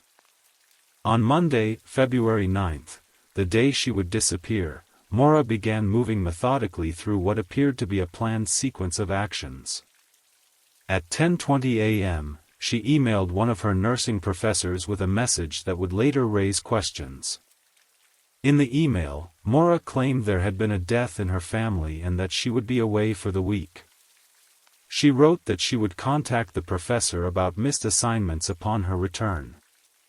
Maura sent a similar email to her work supervisor at the campus security desk, explaining she needed to go home for the week due to a family emergency. Later investigation would reveal that there had been no death in Maura's family, no emergency at all that family members were aware of. Around noon, Maura searched for directions on her personal computer. Her internet history showed queries for directions to the Berkshires and Burlington, Vermont. She also specifically looked up information about lodging in the White Mountains of New Hampshire, focusing on the area around Bartlett. Shortly after conducting these searches, Maura called a number for lodging information regarding the Bartlett, New Hampshire area. Phone records indicate she specifically inquired about booking a room at the Seasons Resort condominium complex, though she made no reservation. At approximately 2:05 p.m., Maura visited an ATM and withdrew $280 from her account, nearly emptying it. Security footage from the bank showed her alone, appearing calm and normal. This ordinary appearance would be noted repeatedly by those who encountered her throughout the day. Nothing in her demeanor suggested someone in distress or planning to disappear. At 2:18 p.m., Maura stopped at a local liquor store near campus. There, she purchased approximately $40 worth of alcohol, a box of Franzia wine, Bailey's Irish Cream, Kahlua, vodka, and a six-pack of beer. The cashier would later recall nothing unusual about the transaction. As the afternoon progressed, Maura continued preparing for what appeared to be a trip. She packed a bag with clothing, toiletries, and several personal items. Notably, she packed her textbooks and university assignments, items one might take if planning a short study trip rather than a permanent departure. What Maura didn't do during these preparations was perhaps equally significant. She made no contact with her boyfriend, Billy Roche, an Army lieutenant stationed at Fort Sill, Oklahoma. She didn't inform her roommates of any travel plans. She didn't reach out to friends about her supposed family emergency. And most tellingly, she didn't contact any of her family members about the emergency she had described to her professors. As dusk approached on that Monday, Maura Murray got into her black Saturn sedan and departed the UMass Amherst campus. She left behind no note explaining her intentions, no clear indication of her destination, and no suggestion of when, or if, she planned to return. As the afternoon of Monday, February 9, 2004 descended into early evening, Maura Murray was already well on her way north. Highway toll records would later confirm that she had taken Interstate 91 northbound through Massachusetts and into Vermont. The journey from Amherst would have taken her approximately 2.5 hours under normal driving conditions, though the weather that evening was far from ideal. The New England winter had settled firmly across the landscape. As Maura drove farther north, the temperature dropped steadily. Weather reports from that evening recorded temperatures in the low 20s Fahrenheit with light snow beginning to fall across parts of New Hampshire. The roads, already challenging with their winding paths through the White Mountains, would have required careful attention, particularly for someone unfamiliar with their sudden turns and steep grades. What went through Maura's mind as she drove those lonely roads remains unknown. Did she have a clear destination in mind? Was she simply seeking a temporary escape from the pressures of her academic life and recent troubles? The White Mountains in winter offer a particular kind of isolation, beautiful yet imposing, peaceful yet demanding respect from those who venture into their territory. By approximately 7 p.m., Maura had crossed from Vermont into New Hampshire. She was now traveling east on Route 112, a two-lane highway that cuts through the White Mountain National Forest. This road, also known as the Kankamagas Highway in some sections, is renowned for its scenic beauty but also for its remoteness. Stretches can pass with few houses or businesses in sight. At approximately 7:27 p.m., a local resident was driving westbound on Route 112 through the small town of Haverhill, New Hampshire, when they observed a black sedan off the road near a sharp bend known locally as the Weathered Barn Corner. This area, at the intersection of Wild Amanuset Road and Route 112, would become the epicenter of the mystery surrounding Maura Murray. The witness did not stop, assuming the driver had already called for assistance, but would later report seeing a young woman who matched Maura's description standing beside the vehicle. This brief sighting represents the last confirmed observation of Maura Murray. Just minutes later, at approximately 7:30 p.m., local school bus driver Butch Atwood was returning home after completing his afternoon route.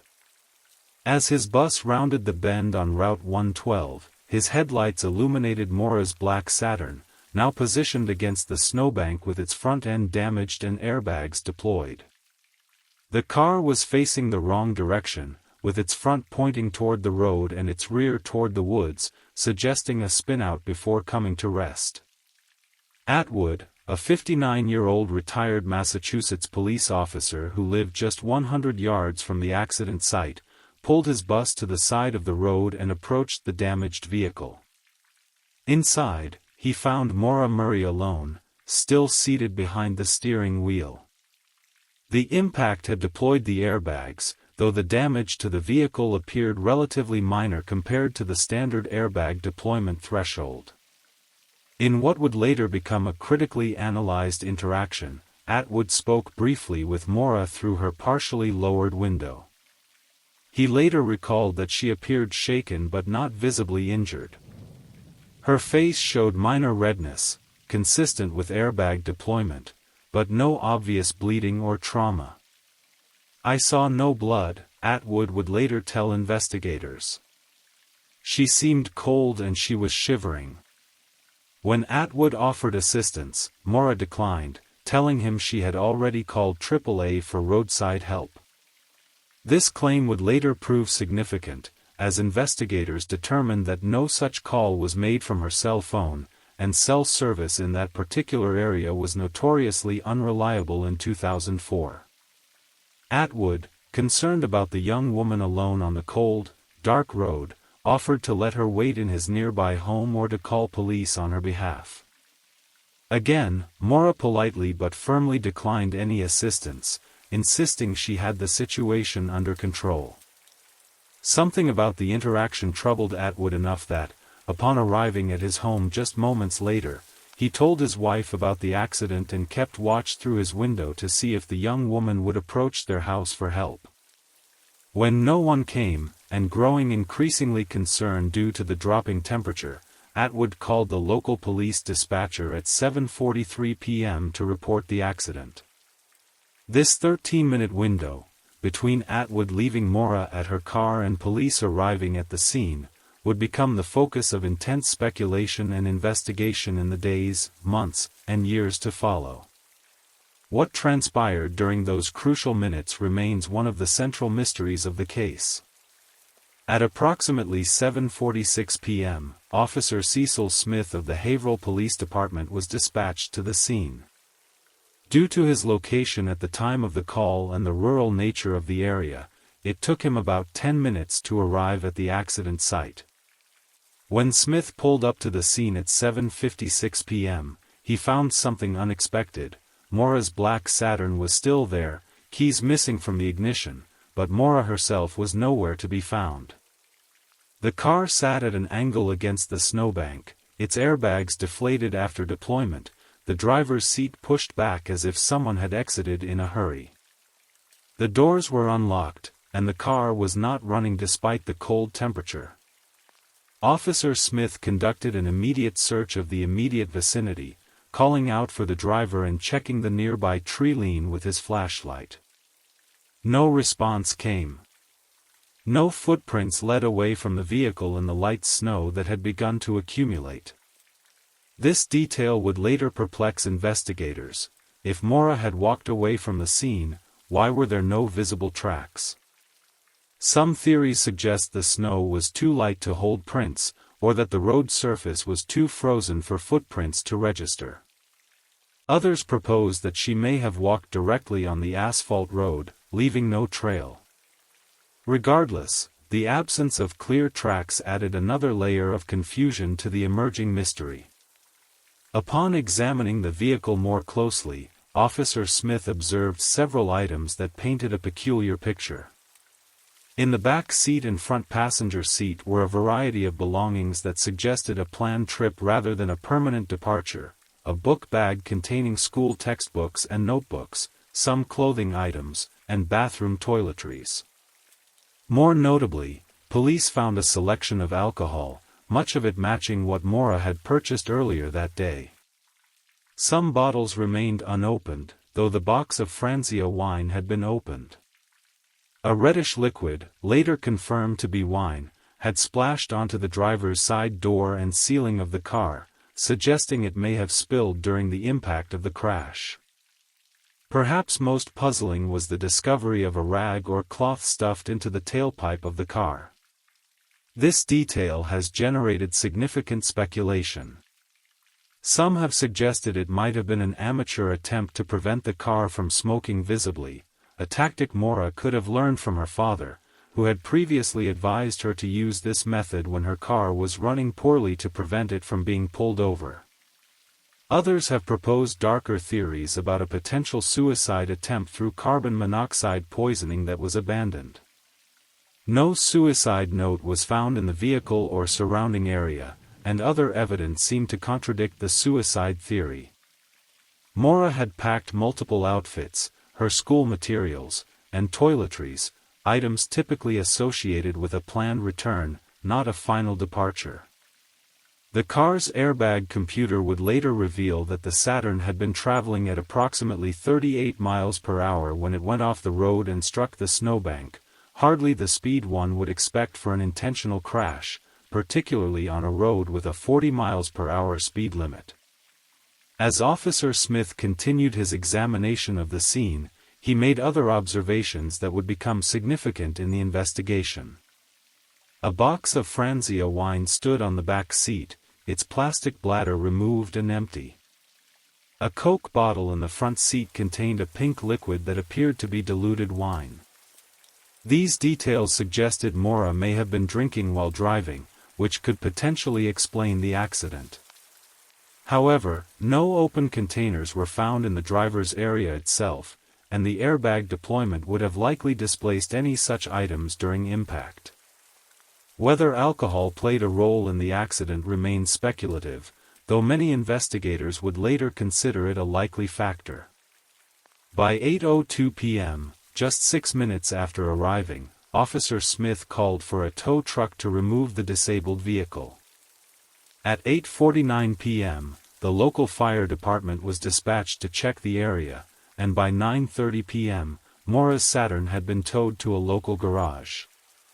The official police report would classify the incident as an abandoned vehicle case rather than a missing person case, a designation that would later draw criticism from Maura's family and outside observers. As police continued their initial investigation that evening, they ran the vehicle's registration and attempted to contact Maura's family. A voice message was left for her father, Fred Murray, though due to a clerical error, the message indicated only that her car had been found abandoned, not that Maura herself was missing. The hours immediately following the discovery of the abandoned car saw minimal search activity. No roadblocks were established, no systematic canvassing of the area was conducted, and no missing person alert was issued that night. Local residents later reported seeing police cars with flashing lights at the scene, but no obvious search efforts beyond the immediate vicinity of the vehicle. As darkness deepened across the White Mountains that Monday night, somewhere, whether nearby or far away, Maura Murray had vanished into the February cold without a trace. Her car remained as the only tangible evidence of her presence in Haverhill, New Hampshire, a silent witness to whatever had transpired in those crucial minutes after Butch Atwood drove away and before Officer Smith arrived. The question that would haunt investigators, family members, and amateur sleuths for years to come hung in the air like the light snowfall that continued through the night: what happened to Maura Murray in those 13 minutes? And where did she go after abandoning her damaged car on that isolated stretch of road? The morning light of Tuesday, February 10th brought little clarity to the mystery of Maura Murray's disappearance. The Haverhill Police Department, still treating the case primarily as an abandoned vehicle incident rather than a missing person case, conducted no organized search efforts in the early morning hours. This approach would later be scrutinized and criticized, particularly by Maura's family. Law enforcement defenders would point out that adults have the right to go missing if they choose, and that no clear evidence of foul play existed at that point. Critics would counter that the remote location, the circumstances of the abandoned vehicle, and the freezing overnight temperatures should have prompted immediate concern for Maura's safety. By Tuesday afternoon, approximately 18 hours after the discovery of Maura's empty vehicle, New Hampshire Fish and Game officers initiated the first formal search of the area surrounding the crash site. Using standard grid patterns, officers methodically examined the woods, fields, and drainage areas within a mile radius of where the Saturn had been found. These initial searches yielded no significant findings: no footprints, no personal items, no indication of where Maura might have gone after leaving her car. The absence of physical evidence was perplexing to searchers, who had expected to find at least some trace of a young woman on foot in a rural area during winter conditions. On Wednesday, February 11th, 2 days after Maura's disappearance, tracking dogs were brought to the scene. These specialized K-9 units, trained to follow human scent trails, were given items of Maura's clothing from her car to establish her scent profile. What happened next would add another puzzling element to the investigation. The dogs picked up Maura's scent at the car but tracked it only about 100 yards east down Route 112 before losing it completely. This suggested that Maura had walked a short distance from her vehicle before the trail simply vanished. To experienced handlers, this typically indicates one of three possibilities: the person entered a vehicle, the scent was somehow contaminated or obscured, or environmental conditions had dispersed the scent beyond detection. The abrupt termination of the scent trail on the paved roadway led many investigators to conclude that Maura had likely been picked up by a passing motorist. Whether this was a good Samaritan offering help, someone Maura knew and had arranged to meet, or someone with malicious intent became a central question in the investigation. It wasn't until late Wednesday that the case began to transition from an abandoned vehicle investigation to a missing person case. This shift occurred largely due to the persistence of Maura's father, Fred Murray, who had finally been properly notified about his daughter's disappearance. The notification process itself had been problematic. The initial message left for Fred on Monday night mentioned only that Maura's car had been found abandoned, not that she was missing. It wasn't until Tuesday evening, when Maura's boyfriend Billy Roche called Fred to ask if he'd heard from Maura, that the pieces began coming together. Billy had received a voicemail from the Haverhill Police Department asking if he knew Maura's whereabouts. Concerned, he had tried calling her cell phone repeatedly with no success. When he couldn't reach her, he contacted her father to see if Fred had heard from his daughter. Fred, alarmed by this call, immediately contacted the Haverhill Police Department for clarification. Upon learning that his daughter had vanished leaving her car behind, Fred began the long drive from Connecticut to New Hampshire, arriving late Tuesday night. By Wednesday morning, Fred Murray was actively pressing local authorities for a more aggressive search and investigation. His frustration with what he perceived as a delayed and inadequate response would become a recurring theme in the days and years that followed. "I knew something was wrong right away," Fred would later tell reporters. Maura wouldn't just walk away from her car in the cold. Someone picked her up. The question is who, and were they trying to help her or hurt her? With Fred's arrival came increased scrutiny and pressure on local law enforcement.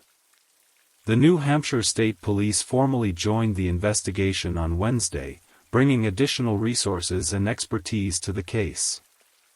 The FBI was also notified, though they maintained an advisory role rather than taking an active part in the investigation at this stage. As Wednesday progressed into Thursday, search efforts intensified. Helicopter sweeps using thermal imaging technology scanned the surrounding woodlands. Ground teams with additional K-9 units combed through increasingly wider search radiuses. Local residents were interviewed about anything unusual they might have seen Monday evening.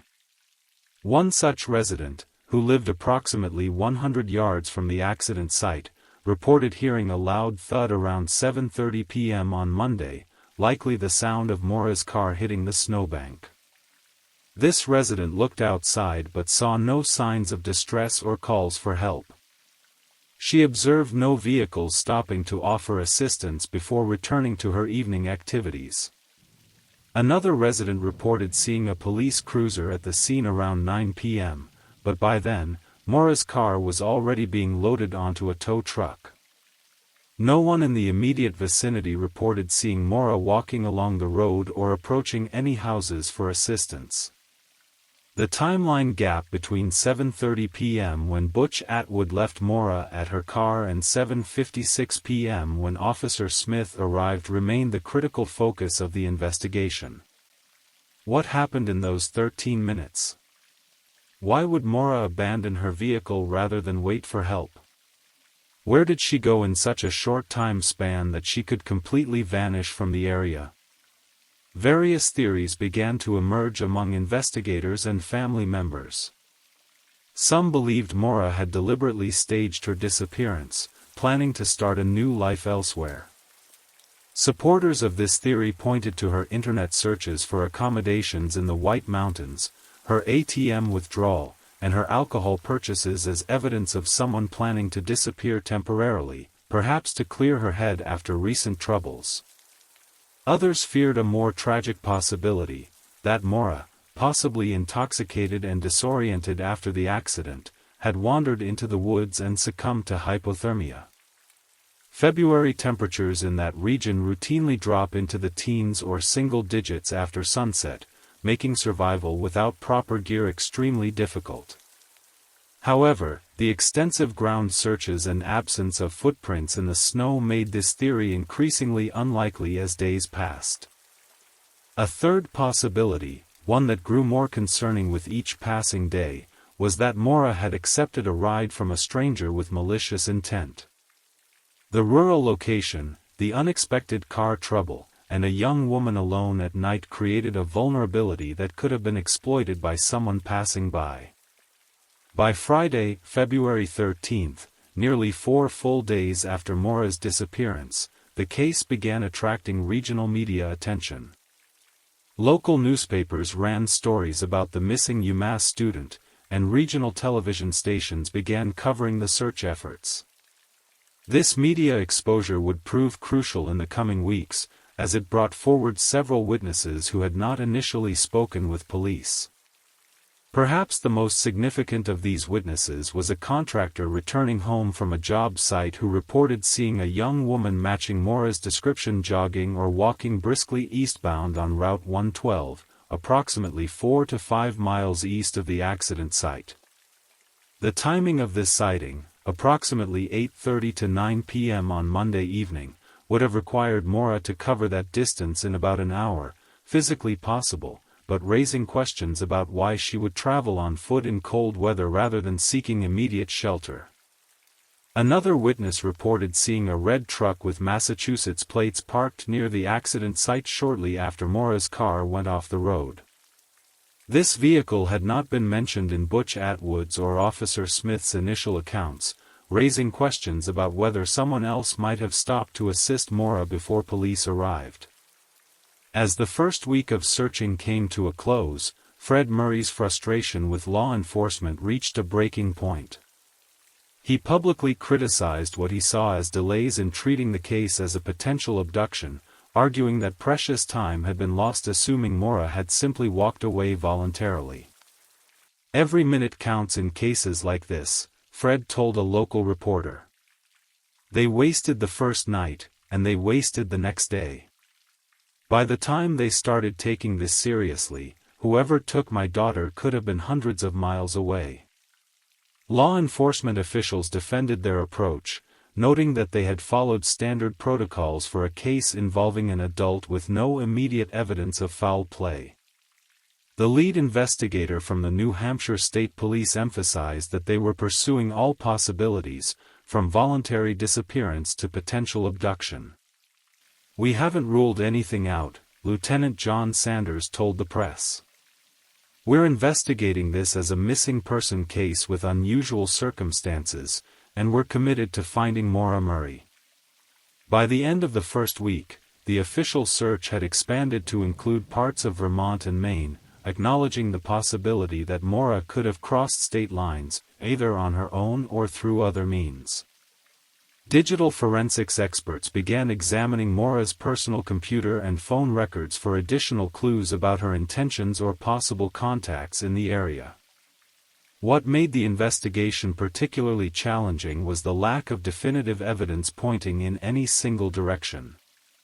The scene contained no signs of struggle, no blood evidence, and no clear indication of what had happened after Butch Atwood drove away.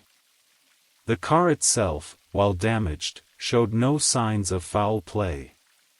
Maura's belongings remained in the vehicle, including items of value that would likely have been taken in a robbery. Even the weather conspired to complicate the investigation. The light snow that had fallen Monday night, followed by rain on Tuesday and Wednesday, had effectively erased any potential physical evidence that might have been present at the scene initially.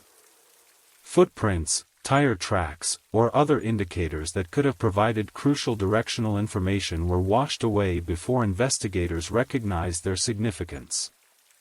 As the initial search phase transitioned into a longer-term investigation, one question continued to haunt everyone involved: how could a young woman simply vanish from a rural road in New Hampshire, leaving no trace, no witnesses, and no clear indication of whether she left voluntarily or through someone else's actions?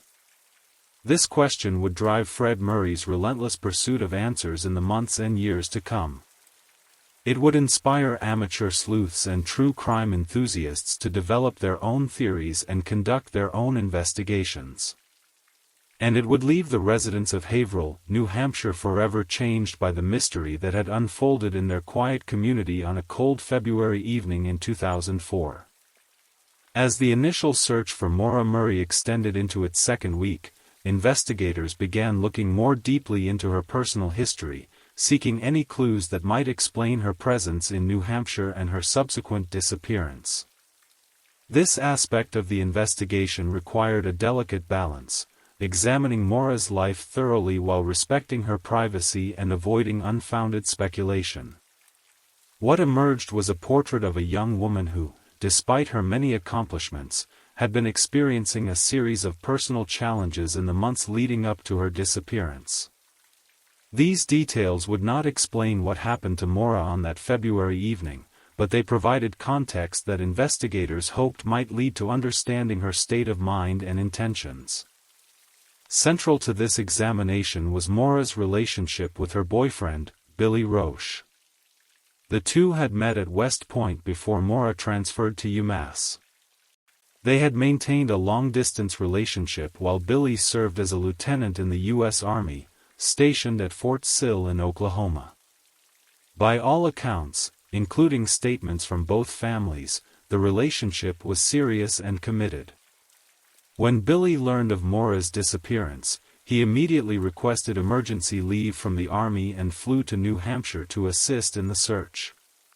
He arrived on Wednesday, February 11th, alongside his parents, and joined Fred Murray in pressing for an expanded investigation. Billy's presence and evident concern seemed to contradict any theories that relationship troubles might have motivated Maura's departure. She wouldn't just leave without telling me, Billy told investigators. We talked almost every day. Something happened to her, she didn't just walk away. Yet as investigators examined Maura's phone records and communications, they discovered that the couple had experienced some tension in recent months. Friends reported that while the relationship remained committed, the challenges of long-distance dating had created occasional strain. Whether these normal relationship difficulties had any bearing on Maura's decision to drive to New Hampshire remained unclear. Another area that drew investigative attention was a prior incident that had taken place several months before Maura's disappearance. In November 2003, Maura had been caught using a stolen credit card number to order food deliveries to her dormitory. The amount involved was small, less than $80, and rather than facing criminal charges, Maura had been placed on probation by the university. This incident stood in stark contrast to Maura's otherwise exemplary conduct and academic record. Friends and family were puzzled by this uncharacteristic lapse in judgment, though some suggested it might have been related to financial pressures common among college students. The timing of this incident, coming shortly after her transfer from West Point to UMass, led some to wonder if Maura had been struggling with the transition more than she had revealed to others. Adding another layer to the emerging picture was the revelation that Maura had previously experienced car trouble. Specifically, she had crashed her father's new Toyota Corolla just 2 days before her disappearance. This accident, occurring at approximately 3:30 a.m. on Sunday morning, had caused significant damage to the vehicle. Police records indicated no citation was issued, and there was no evidence that alcohol had been involved. However, this earlier accident raised questions about whether Maura might have been concerned about legal consequences or her father's reaction to the damage. Fred Murray had been supportive and understanding about the accident when he learned of it, but investigators wondered if Maura's decision to drive north might have been influenced by stress or anxiety following this incident. As these pieces of Maura's personal history came under scrutiny, the active search continued in the field. The New Hampshire Fish and Game Department took a leading role in coordinating wilderness searches, bringing specialized knowledge of the terrain and experience in locating missing persons in remote areas. Teams of conservation officers and volunteers conducted extensive searches of the wooded areas along Route 112, focusing particularly on locations where someone might seek shelter from the cold. These searches extended several miles in each direction from the crash site, covering terrain that ranged from relatively open forest to dense thickets and steep ravines. Despite these thorough efforts, no trace of Maura was found, no clothing items, no personal belongings, nothing to suggest she had entered the woods near where her car was abandoned. This absence of physical evidence in the surrounding wilderness seemed to strengthen the theory that Maura had left the area by vehicle rather than on foot. In parallel with these official search efforts, investigators continued interviewing potential witnesses across a widening geographic area. One focus was on the report of a red truck with Massachusetts plates seen near the accident site around the time of Maura's disappearance. Multiple investigators attempted to identify and locate this vehicle, but despite public appeals for information, the truck and its driver remained unidentified. Another witness account came from a woman who reported seeing someone who matched Maura's description running along Route 112 at approximately 7:40 p.m. on the night of the disappearance. This timing would place the sighting between Butch Atwood's departure and Officer Smith's arrival, precisely during the critical window when Maura vanished. However, the witness came forward days after the disappearance, and the reliability of the memory and description remained uncertain. Perhaps the most puzzling reported sighting came from a contractor who claimed to have seen a young woman matching Maura's description approximately 4 to 5 miles east of the accident site between 8 o'clock and 8:30 p.m. on the night she disappeared. This would have required Maura to cover significant distance on foot in cold weather within a very short time frame, physically possible but raising questions about why she would travel eastward on foot rather than seeking immediate shelter. These varied and sometimes contradictory witness accounts highlighted the challenges facing investigators. Human memory is notoriously unreliable, particularly when influenced by media coverage and the passage of time. Which sightings represented actual encounters with Maura, and which were cases of mistaken identity or influenced by awareness of the search, became increasingly difficult to determine. By late February, the organized ground searches were scaled back as all accessible areas had been thoroughly examined multiple times.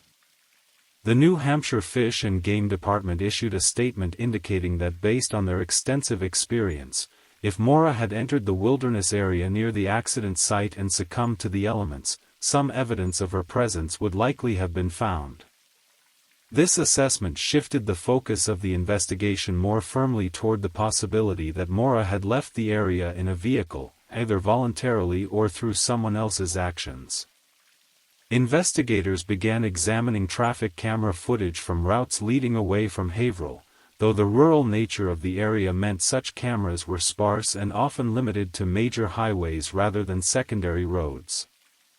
Digital forensics experts continued their examination of Maura's computer and phone records, seeking any communication or research that might indicate planned meetings or contacts in the New Hampshire area. While her internet searches confirmed her interest in the White Mountains region, no evidence emerged of specific arrangements or connections to individuals in the area. As February turned to March, with no breakthrough in the case, investigators faced a difficult reality. With each passing day, the trail grew colder. Physical evidence that might have been present at the scene had been compromised by weather and time. Witnesses' memories became less reliable as media coverage influenced perceptions and recollections. The investigation, while still active, began to settle into a longer-term approach focused on developing new leads rather than immediate search activities. For Fred Murray, this transition was particularly difficult to accept. He remained convinced that more could be done, that somewhere, someone knew something about what had happened to his daughter. His public appeals for information continued, as did his criticism of what he perceived as investigative shortcomings in the crucial early days after Maura's disappearance. "I'm not giving up," Fred told reporters at a press conference marking 1 month since Maura vanished. "I'll be back up here every weekend, knocking on doors, talking to people, until I find out what happened to my daughter." True to his word, Fred continued returning to the Haverhill area regularly, conducting his own inquiries and keeping pressure on law enforcement to maintain an active investigation. His persistence would become legendary among those following the case, a father's determination to find answers regardless of the personal and financial cost. As spring arrived in New Hampshire, melting the snow that had blanketed the region during Maura's disappearance, teams conducted additional searches of areas that had been difficult to access during winter conditions. These efforts, while thorough, yielded no new evidence. The mystery of what happened to Maura Murray after she left her black Saturn by the side of Route 112 remained as elusive as ever. The case, which had begun with such urgency and intensity, gradually settled into the category that investigators dread most, a long-term missing person investigation with few leads and no resolution in sight. Though officially still an open case receiving periodic attention, the daily momentum of the early search gave way to a more measured approach dependent on new information coming to light. For those closest to Maura, her father, her siblings, her boyfriend, her friends, this transition provided no comfort. The absence of closure, the unanswered questions, the constant wondering about what might have happened that February evening continued to shape their lives in profound and painful ways. The mystery of Maura Murray's disappearance would eventually attract attention from media outlets and amateur investigators across the country, becoming one of the most discussed and debated missing person cases of the early 21st century. But for those who knew and loved her, Maura was never just a mystery to be solved. She was a daughter, a sister, a girlfriend, a friend whose absence left an unfillable void. As we approach the conclusion of our journey through the mystery of Maura Murray's disappearance, it's worth reflecting on how this case has evolved in the years since that February evening in 2004. What began as a search for a missing college student has transformed into one of the most enduring mysteries in New England's history. The passage of time has not diminished interest in Maura's case. If anything, it has only deepened the determination of many to find answers. Fred Murray's advocacy for his daughter has never wavered through the years. His weekend trips to the White Mountains region continued long after the official searches concluded. His persistence in seeking information about Maura's fate has inspired many others to join in the effort, creating an informal network of concerned citizens who continue to investigate leads and possibilities. "I made a promise to find her," Fred has said in interviews. "That's not a promise I can break, no matter how long it takes." In the years following Maura's disappearance, the Murray family launched several private investigations, working with retired law enforcement officers and private detectives to pursue leads that they felt might have been overlooked in the official investigation. These efforts have included re-interviewing witnesses, examining alternative theories, and applying newer investigative techniques to the limited evidence available. The family's commitment to finding Maura led to the creation of an official website dedicated to sharing information about her case. This online presence has served multiple purposes, keeping Maura's story in the public consciousness, providing a platform for sharing updates and developments, and offering a way for people with potential information to come forward, even anonymously. The impact of Maura's disappearance extends far beyond her immediate family. The community of Haverhill, New Hampshire was profoundly affected by the mystery that unfolded in their midst.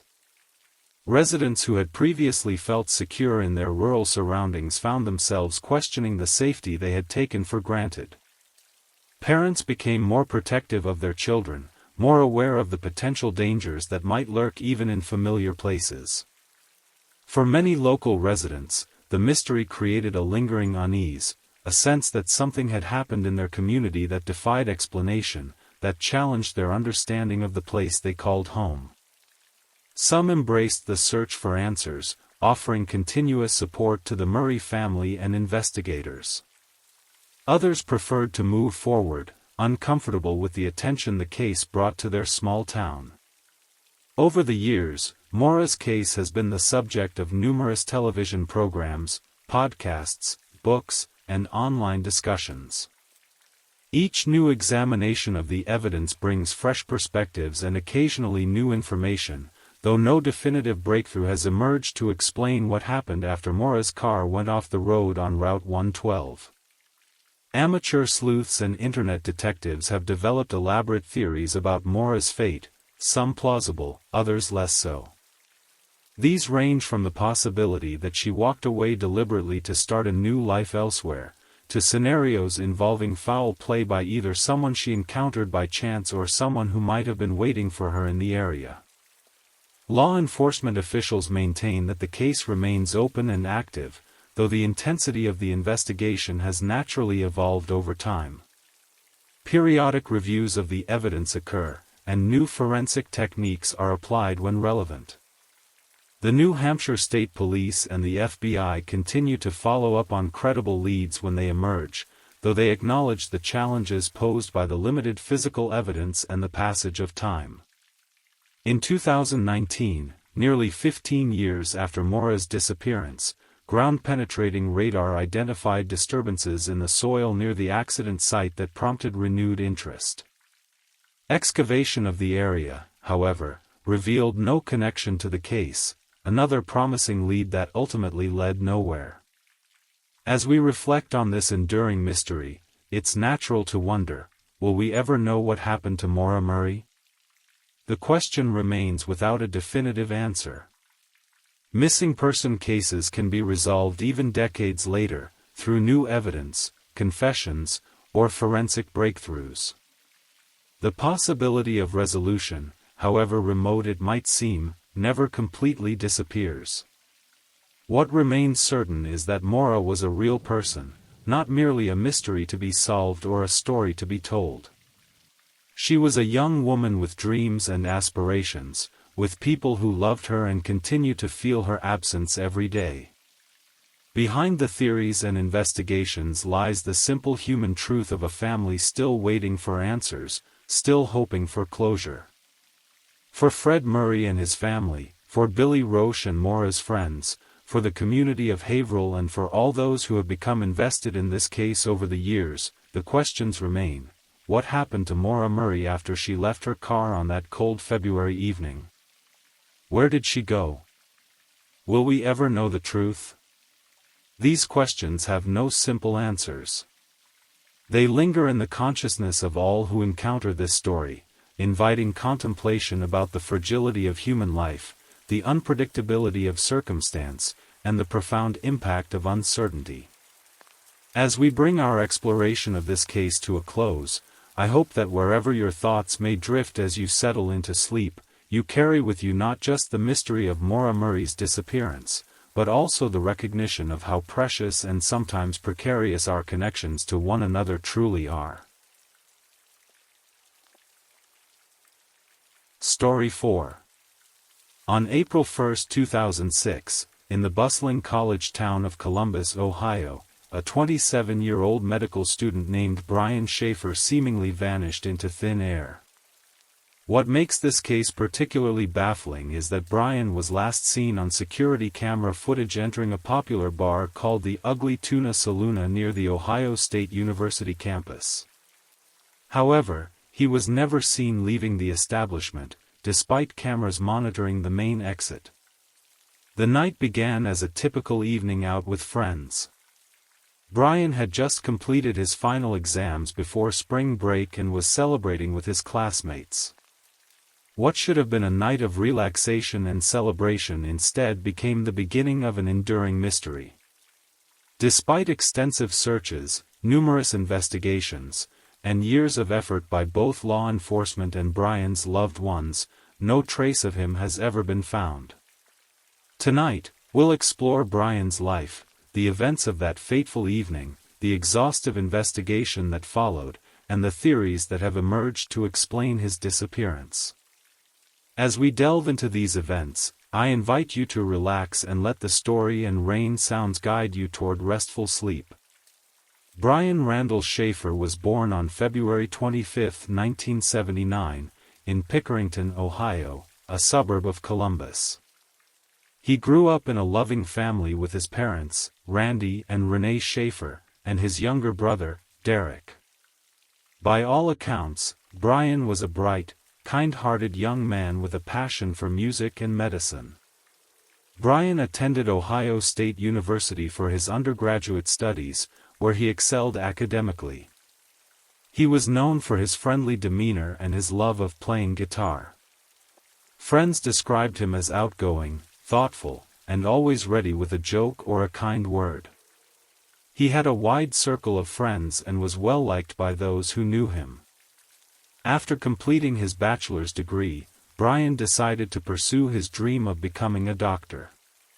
He enrolled in the Ohio State University College of Medicine, where he was in his second year at the time of his disappearance. Though medical school was demanding, Brian maintained a positive attitude and continued to make time for his passions and relationships. Brian was in a serious relationship with his girlfriend, Alexis Wagoner, whom he had been dating for about 3 years. According to those close to them, they had discussed marriage, and Brian had even mentioned to friends that he was considering proposing during their upcoming spring break trip to Miami. However, the months leading up to Brian's disappearance had not been without difficulty. In March 2006, just a few weeks before he vanished, Brian's mother Renee passed away from cancer. Her death had deeply affected him, as they had been very close. Despite this heartbreak, Brian was trying to move forward with his life and studies. Brian worked part-time at a local hospital as part of his medical training, and colleagues noted his dedication to his patients and his studies. He had a bright future ahead of him in medicine, with plans to possibly specialize in emergency medicine or surgery after graduation. His father Randy was incredibly proud of Brian's accomplishments and supported his son's academic pursuits. They maintained a close relationship, especially after Renee's passing, and spoke regularly by phone. On Friday, March 31, 2006, Brian finished his final exam before spring break. He had plans to travel to Miami with Alexis the following week, and the upcoming vacation gave him something positive to look forward to after the stress of exams and grief over his mother's recent passing. That evening, Brian met his father Randy for dinner at the Outback Steakhouse in Dublin, Ohio. During their meal, they discussed Brian's upcoming trip and his plans for the future. Randy later recalled that Brian seemed to be in good spirits during dinner, excited about his vacation and relieved that exams were over. They parted ways around 8:30 p.m., with Brian planning to meet up with friends later that night. After dinner, Brian returned to his apartment to change clothes before heading out. He called Alexis around 10 p.m. to talk briefly, telling her he loved her and would call her the next day. This would be the last time she spoke with him. Brian then met up with his friend William Clint Florence at the Ugly Tuna Saloona, a popular bar located in the South Campus Gateway complex near Ohio State University. It was a busy Friday night, with many students celebrating the beginning of spring break. The bar was crowded and loud, typical for a weekend evening in a college town. Later, they were joined by Clint's friend, Meredith Reed. The three spent time at various bars in the area, including the Arena District of downtown Columbus. According to witnesses, Brian appeared to be having a good time, drinking and socializing, but did not seem overly intoxicated or distressed in any way. Around 1:15 a.m., now April 1st, the group decided to return to the Ugly Tuna Saloona for a final drink before closing time. Security camera footage shows Brian, Clint, and Meredith ascending an escalator toward the bar's entrance at approximately 1:55 a.m. Brian was wearing a blue or green striped shirt and jeans. Once inside, Brian reportedly separated from his friends at some point. Clint and Meredith later said they thought Brian had gone to speak to some women he knew, then possibly went to the restroom. When the bar announced last call around 2 a.m., Clint and Meredith tried to locate Brian to leave together, but they were unable to find him in the crowded establishment. Assuming Brian had either found other friends or already left, Clint and Meredith departed without him. This was not necessarily concerning at the time. It was not unusual for friends to separate during nights out, especially in familiar areas.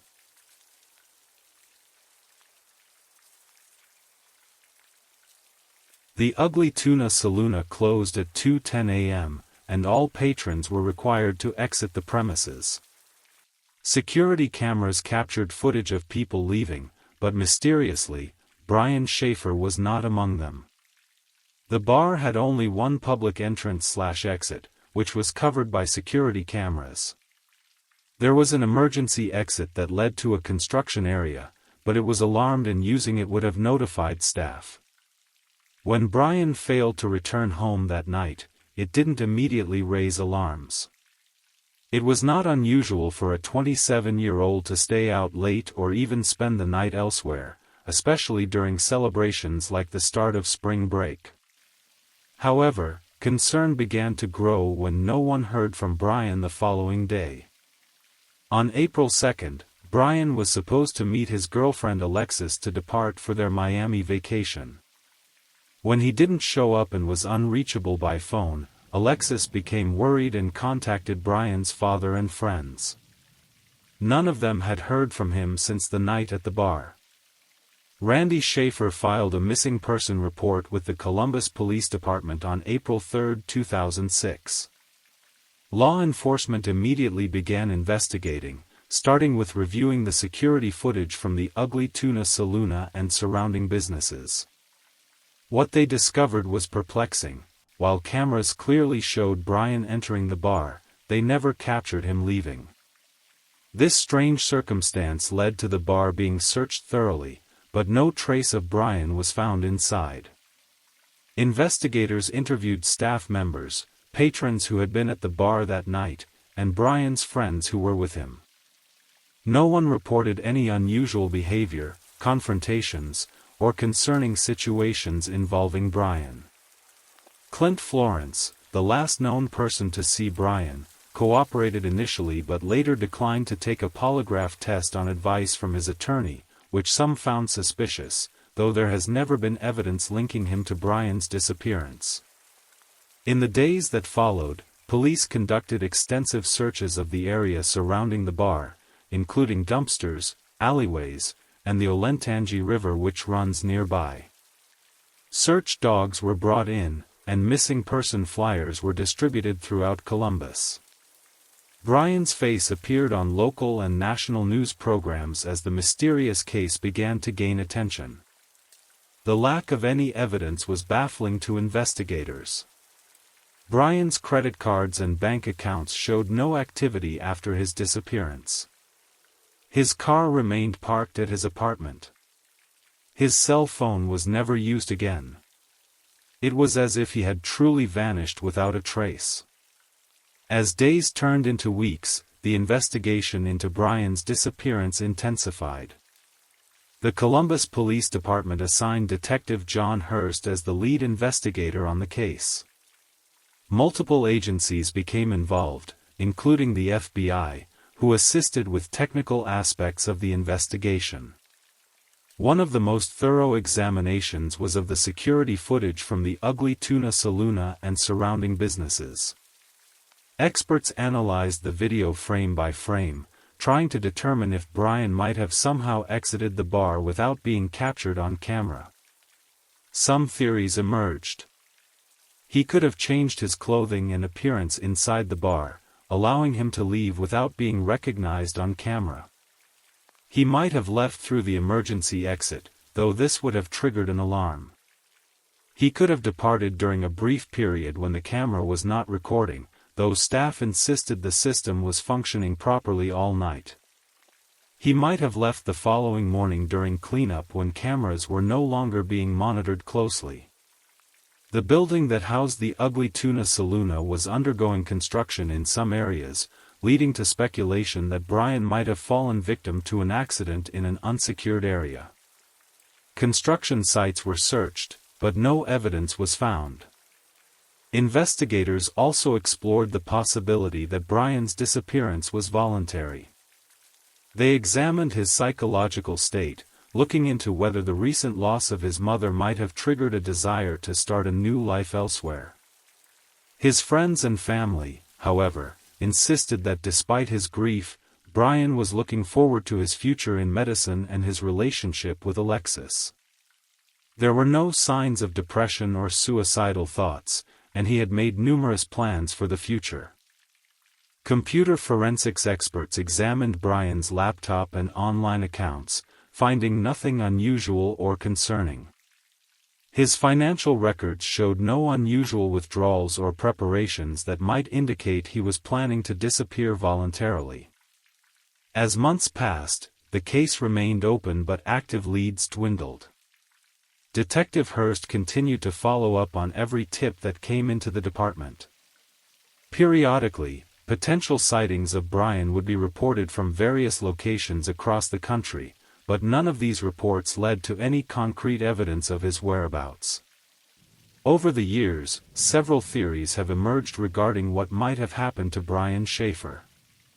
The most straightforward explanation is that Brian somehow left the Ugly Tuna Saloon without being captured on camera, perhaps by blending in with a crowd or during a moment when the camera angle was obscured. He may then have met with foul play elsewhere in Columbus that night. Some have suggested that Brian might have deliberately disappeared to start a new life. The stress of medical school combined with grief over his mother's death could have potentially motivated such a decision. However, those who knew him well find this unlikely given his close relationships and future plans. Another theory involves the possibility that Brian might have accidentally fallen into the Olentangy River while intoxicated. The river was searched multiple times, but in fast-moving water, recovery can be difficult. Some internet sleuths have pointed to more elaborate theories involving human trafficking or organized crime, though there is no concrete evidence supporting these scenarios. In the years following Brian's disappearance, his father Randy never gave up searching for answers. Tragically, Randy Schaefer died in 2008 in an accident during a severe storm, never learning what happened to his son. Brian's brother Derek became the primary family member continuing the search for answers. In 2014, around the 8-year anniversary of Brian's disappearance, the Columbus Police Department announced they were still actively investigating the case and utilizing new technologies to re-examine evidence. However, no significant breakthroughs were reported. The Ugly Tuna Saloon closed its doors in 2018, and while the space was being renovated for new tenants, investigators took the opportunity to conduct another thorough search of the premises. Again, no evidence related to Brian's disappearance was discovered. Brian Schaefer's disappearance has had a profound impact on those who knew him and on the broader community. His case has been featured on numerous television programs including Disappeared and Unsolved Mysteries, bringing national attention to the baffling circumstances. Online communities dedicated to discussing and solving cold cases continue to debate theories about what happened to Brian. His case is frequently cited as one of the most mysterious disappearances in recent American history, particularly due to the strange circumstance of being seen entering a location but never leaving. For those who knew Brian personally, the lack of closure has been especially difficult. Friends described the pain of not knowing whether to mourn his death or hold out hope for his return. Many continue to share memories of Brian on the anniversary of his disappearance each year. Alexis, Brian's girlfriend, eventually had to move forward with her life, though friends say she has never forgotten Brian or stopped wondering what happened to him. Brian's brother Derek has stated in interviews that while he maintains hope, he has had to find ways to continue living his own life while carrying the weight of his brother's unsolved disappearance. Brian's case has also had an impact on the way missing persons cases are investigated. Law enforcement agencies have pointed to lessons learned from the investigation, particularly regarding the collection and preservation of electronic data and surveillance footage. As the gentle rain continues to fall outside our windows tonight, Brian Schaefer's case remains unsolved. Somewhere, perhaps, there are answers waiting to be discovered. His family, friends, and the detectives who have worked tirelessly on his case continue to hope that someday, they will learn what truly happened on that April night in 2006. If you're still awake, I want to thank you for joining me on this exploration of one of America's most perplexing mysteries. And if you've drifted off to sleep, I hope you're resting peacefully. The gentle rain sounds that have accompanied our journey will continue for a few more moments, offering a peaceful transition as you drift toward sleep. May your rest be deep and untroubled, your dreams gentle and kind. And until next time, stay safe and take care. Good night.